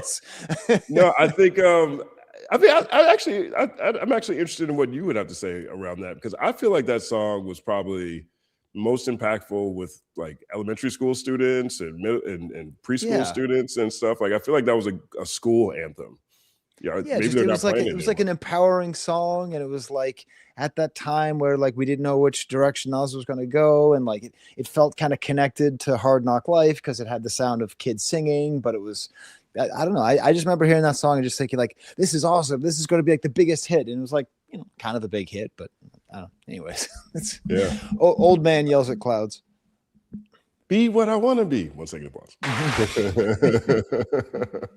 What's this one? Okay. We talked about this one. I Got Fame. The fall off will dictate the future of Cole. Will he redeem or continue the dissension? Shout out to I Got Fame too. 1 second, pause. Shout out to all the moderators in here holding us down as always. Let's see what we got next. I need J.Cole to remind me what mortality was. I needed J.Cole to remind me what mortality was. Oh, hey, that's Jesus Walks For You. The only album I'm on, he released an album a couple years ago and asked me to like do a spoken word thing. So I don't know how you find it, but anyways, he's local out here. So that's dope. Yeah. I'd love to hear that album. Yeah, it was cool. Yeah, so shout out to Jesus. Shout out to Jesus Walks For You. Dope.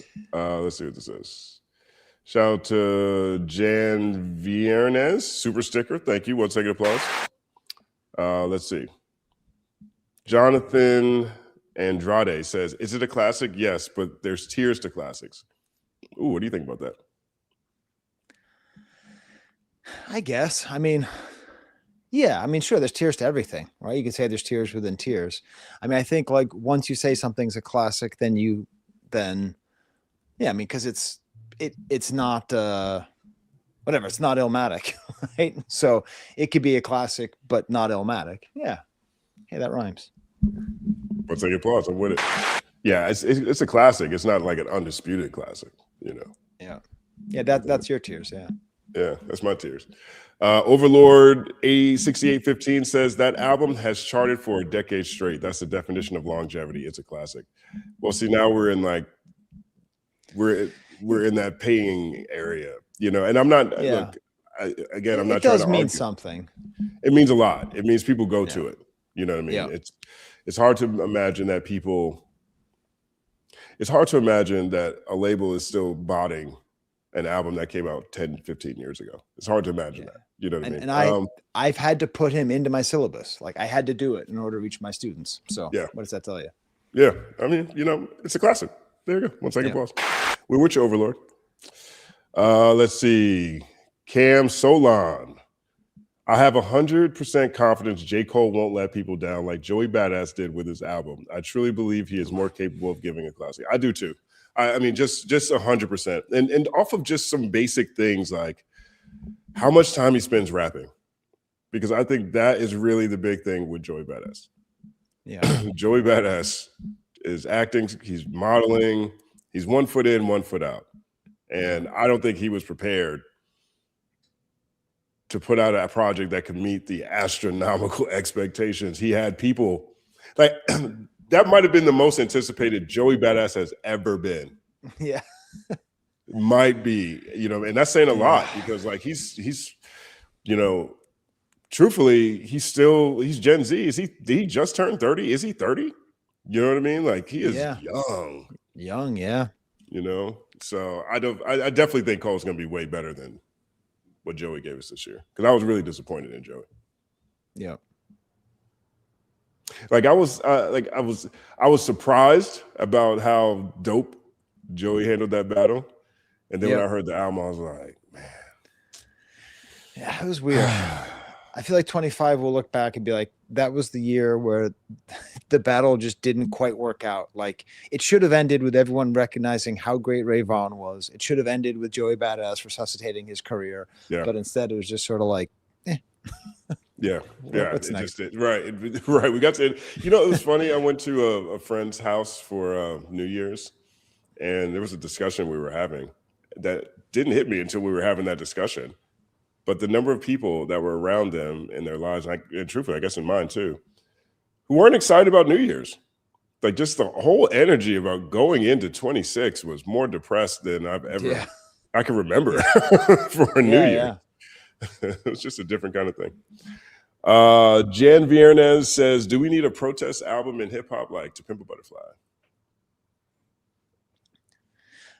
I was going to go on a whole like hip hop history thing, but like I find it really interesting that like in the early days, you know, hip hop came from the Bronx in the 70s where literally everything was on fire because it made more money for the people who own the buildings to burn them than it did to allow people to live there cheap. And like youth unemployment was through the roof and everybody was completely miserable. And none of the stuff they were saying or doing was about how tough things are. Everything was like, I am somebody, let's party, you know, party over here, party in the back. Like it was the message in 1982 when rap started to go out to a larger audience that all of a sudden they said, okay, well, I guess we can't just say what a party it is. We have to say how bad it is in the Bronx that we're living in. So I almost wonder like maybe the response is like, just better party records, like party records that are more about like community as opposed to having money. That might actually be the real revolution, because I don't know if we need people going out there saying like things are really bad right now, because like people we know, you know. So I don't know, that might be Don't Tap the Glass should have been the album, but we all slept on it. I think you know what's interesting too, you know, at that point in time, hip hop is more than just the music, you know what I mean? It's like, you know, I think a lot of the things that were coming out of graffiti were more where a lot of the rebellion was coming from. If we weren't necessarily hearing it from the MCs yet, you know, I think just the nature of the party itself was a rebellion, you know, like going outside and plugging your stolen turntables into some park lights. You know what I mean? Like, so I think it's hip hop in itself was so rebellious that you didn't necessarily need lyrics about it in the same way. Yeah. Maybe that's part of the difference. I do agree we need better songs or better records though. Because again, how effective a message is, how great is a song if people don't want to listen to it? Yeah. I ask myself that all the time. Right, we kind of got into it for a second when it was like art versus utility. Someone was talking about the utility of an album, and I think about art versus utility all the time. And you know, I do think just great records solves a lot of problems. Yeah, and just so you know, all my stuff is on like 10%. So if I cut out, I'm not leaving in protest. It's just because I don't have any plugs down here because I'm down in the basement because I have too many kids. Yeah, well, for this one, you know, for this Culture United, we did a better job of working in super chats during the discussion. So you know, a lot of these we covered already. So I think you might be hang on here. Might make it. Yeah, Clifton Johnson. Cole ain't been saying he the Reaper for half a decade. That's what I'm saying, Clifton. That's exactly what I be hearing. Put an M right on your head. You Luigi brother now. I love that line. That line is incredible. 1 second plus. But yeah, I think he's been doing that. This is from Long-Winded Short Story. Once TEA became the lens we watch battles through, it stopped being about bars. Cole and Kendrick, I believe, desired that. Once T, that's a TEA. Like a, yes. Like, oh shit, what does TEA mean? You know, I agree, and I agree with that. You know, like I mean, so you know, there's some things you don't want to say because you don't want to impact things that might actually happen. But I was, in this case, I think it's probably safe. I was very disappointed in Drake's lawyers. Like when I looked at Drake's lawyers for his lawsuit against UMG, I was like, these lawyers look like they probably hang out with Drake. You know what I mean? The Drake, and when I say that, like the Drake who says you're trying to get the slaves freed, because there was a lot of very basic things that Universal made. Basic arguments that Universal was making that I think can be rebutted, or at least it should be rebutted in the legal document. And they didn't do it. And this is the main one. This is the main one right here. Once T became the lens we watched battles through, it stopped being about bars. Right. And what I mean by that is UMG was like, no one thinks a rap battle is true. And then I kept reading that. I'm like, I mean, I was like, I guess. Yeah. I didn't want to say that like while I was, covering it every week. Yeah. The fact that Drake's team didn't even try. They just Yeah, let that no one kidding. hang. I was like, maybe they're doing a solid for all of us too, because none of us want to see a world where you can get sued over a rap battle. But Yeah. I feel you. 1 second applause. All right, let's see what this one says. This is from Lantoinette Booth. Says, everyone want to be steppers, but if everybody breakfast and I'm cleaning the plate. This is what I'm saying. This is what I'm saying, J.Cole. This is what I'm saying, J.Cole. They're doing your research for you. I Research know. assistants. It's okay that he decided to change his mind, but to like rewrite history and say he never wanted the crown, he never wanted to be the best. Like, that's not even the Cole I know. Like, the Cole I loved was the one. That's one of the things I love most about Cole, is that he was trying to be the best. That's why he can't believe he let Nas down. I don't know. That's a great one right there. 1 second, pause. Let's see what this says. Do y'all think we ever get It's a Boy? I'm not sure what this is referencing. I was hoping you would. Can we get Rob back or Janelle or someone who knows what that Right. means? We'll screenshot this. Hey, why don't you put in the comments what it means? I just screenshot. I'll look at the comments. A Cole album? Oh, J. Cole album. It was supposed to be called It's a Boy. I probably forgot that. If that was Oh, because he had the son and all that. Oh, yeah, probably. I mean, I think this is the album to do it if it's a double disc. Well, we're the experts clearly on this album. So, Justin, I think definitely. Let's see what we got here. This is from Who. 1 second, applause. Says, salute to Rob for the Renaissance man skill set and standing 10 toes and saying it loud enough for the people in the back when so many others don't. And one. I agree.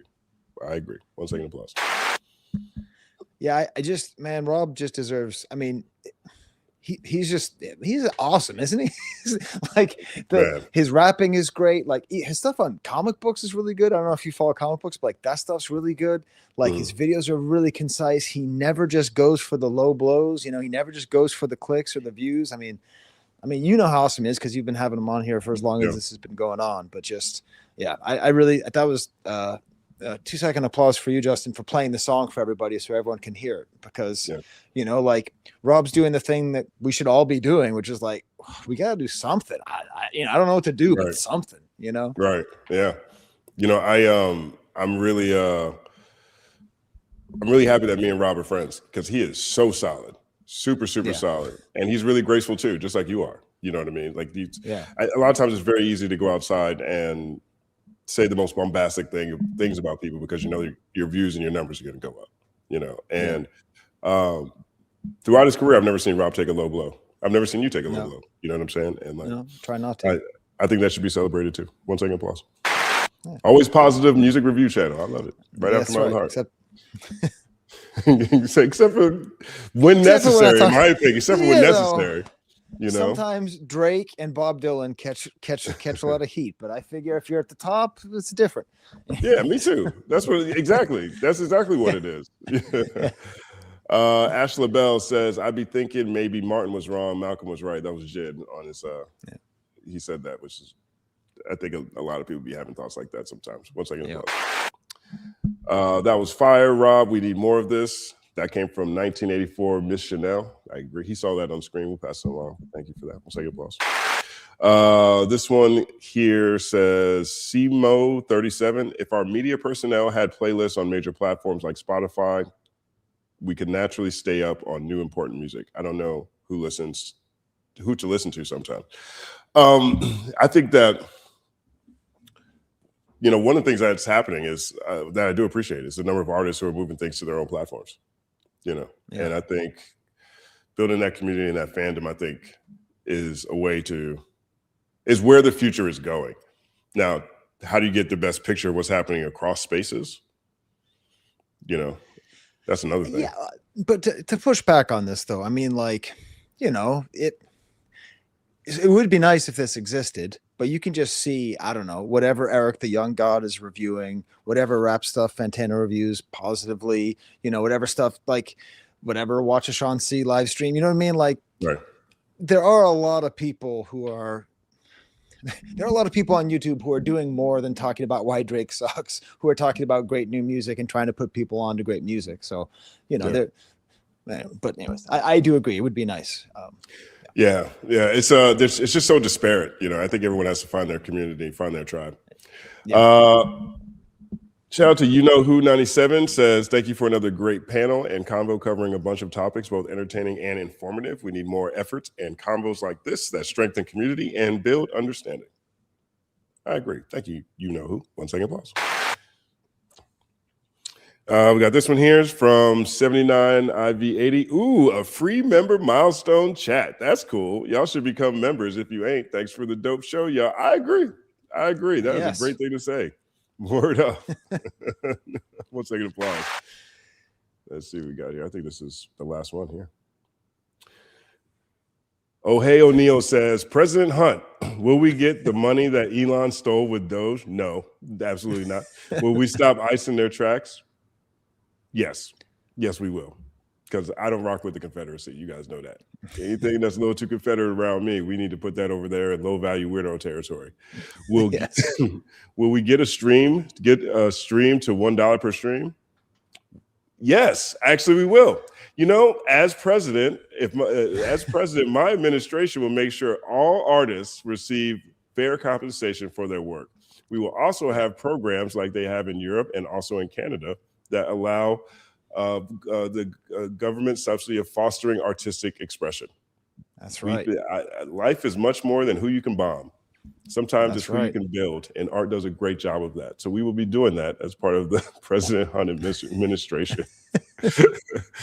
But in the end, of course, I don't have the answer to these questions. Big shout out to you, O'Neill. 1 second applause.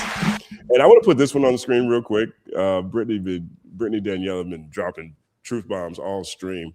But this one I loved because she has let the party die in quotes. And I was talking about this. We were talking about this before the show started. But there's two songs on the Billboard charts today that really stood out to me. And one of them is a country song called Stay Country or Die Trying. Country is leaning all the way in. Stay country or die trying. On behalf of my people, I'd like to apologize. We've really been not doing so great for the last couple hundred years, but this is maybe a new low. So that was the Stay Country or Die Trying. That one jumped out to me. And the second one that jumped out to me was a song by Tyga, Ty Dolla $ign, and Quavo. And it's called Please Don't Kill the Party. Please don't kill the party. I died laughing. They're like, no, please, just one more season. Please don't kill the party. Oh my gosh! So, is it a good song? Have you heard it? I mean, I like it. If I heard it outside, it'd be really dope. But it's one of those songs that I think sometimes when it comes to songs, it's like when they hit, right? Like Wyclef has a song that I love. Okay, so my computer's about to completely go. So thank you so much, Justin. All right. This has been super awesome. It's like it says it's 3%. So there you go. Anyways, thank you all for watching. Hashtag see you Wednesdays, everyone. Let's get it going. Hashtag see you Wednesdays. I'm with it. Peace, Professor Skye. 9 second applause.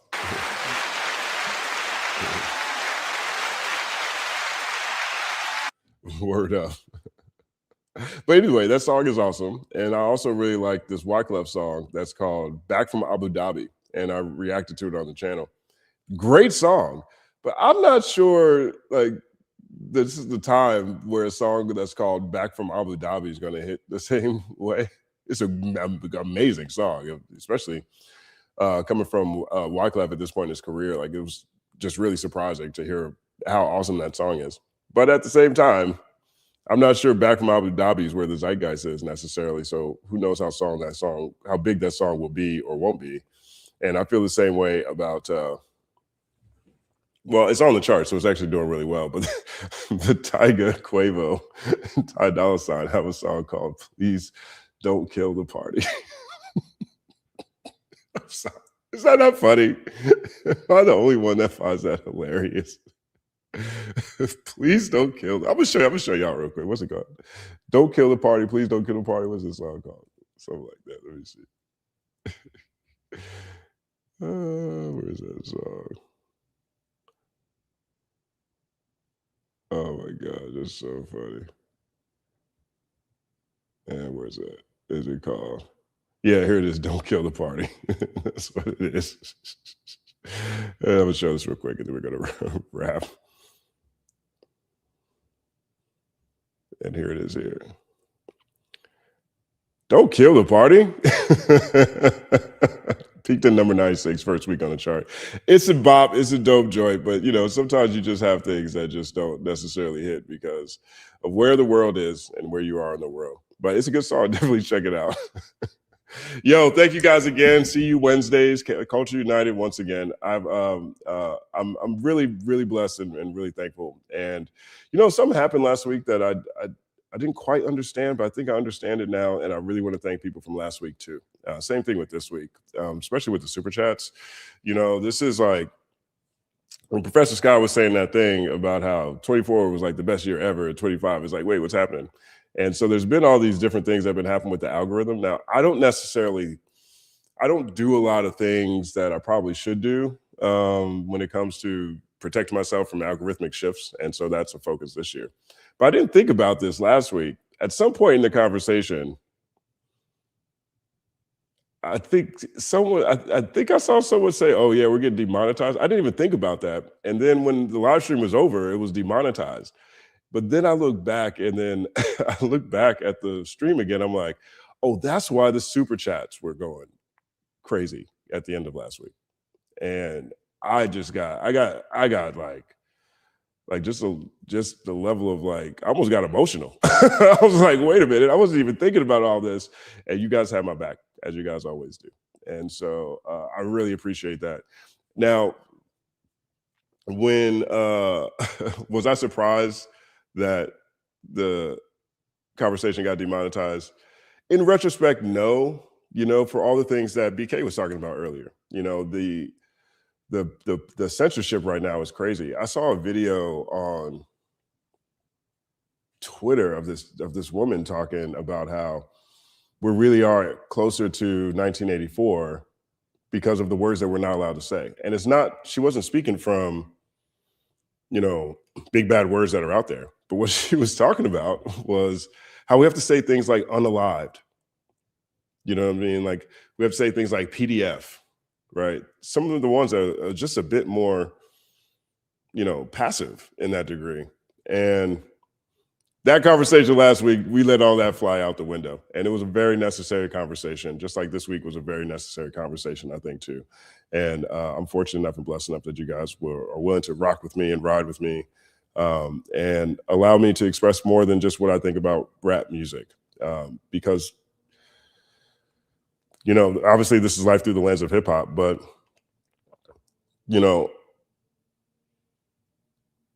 I care. I legitimately care. And the people I'm inspired by always did a great job of also highlighting and showing the world other people's humanity. And so I want to continue to do that because ultimately, to me, that's what this is. I don't necessarily look at these things as a lot of the stuff really isn't political with me when it comes to how I think about them. I understand they've become political or they are political, but I mean, in my opinion, my life has been way better through the power and impact of people who cared about me. And so I always try to show that with everybody else. You guys are the illest. We'll be back next Wednesday with another See You Wednesday, Culture United Wednesdays. Let me know.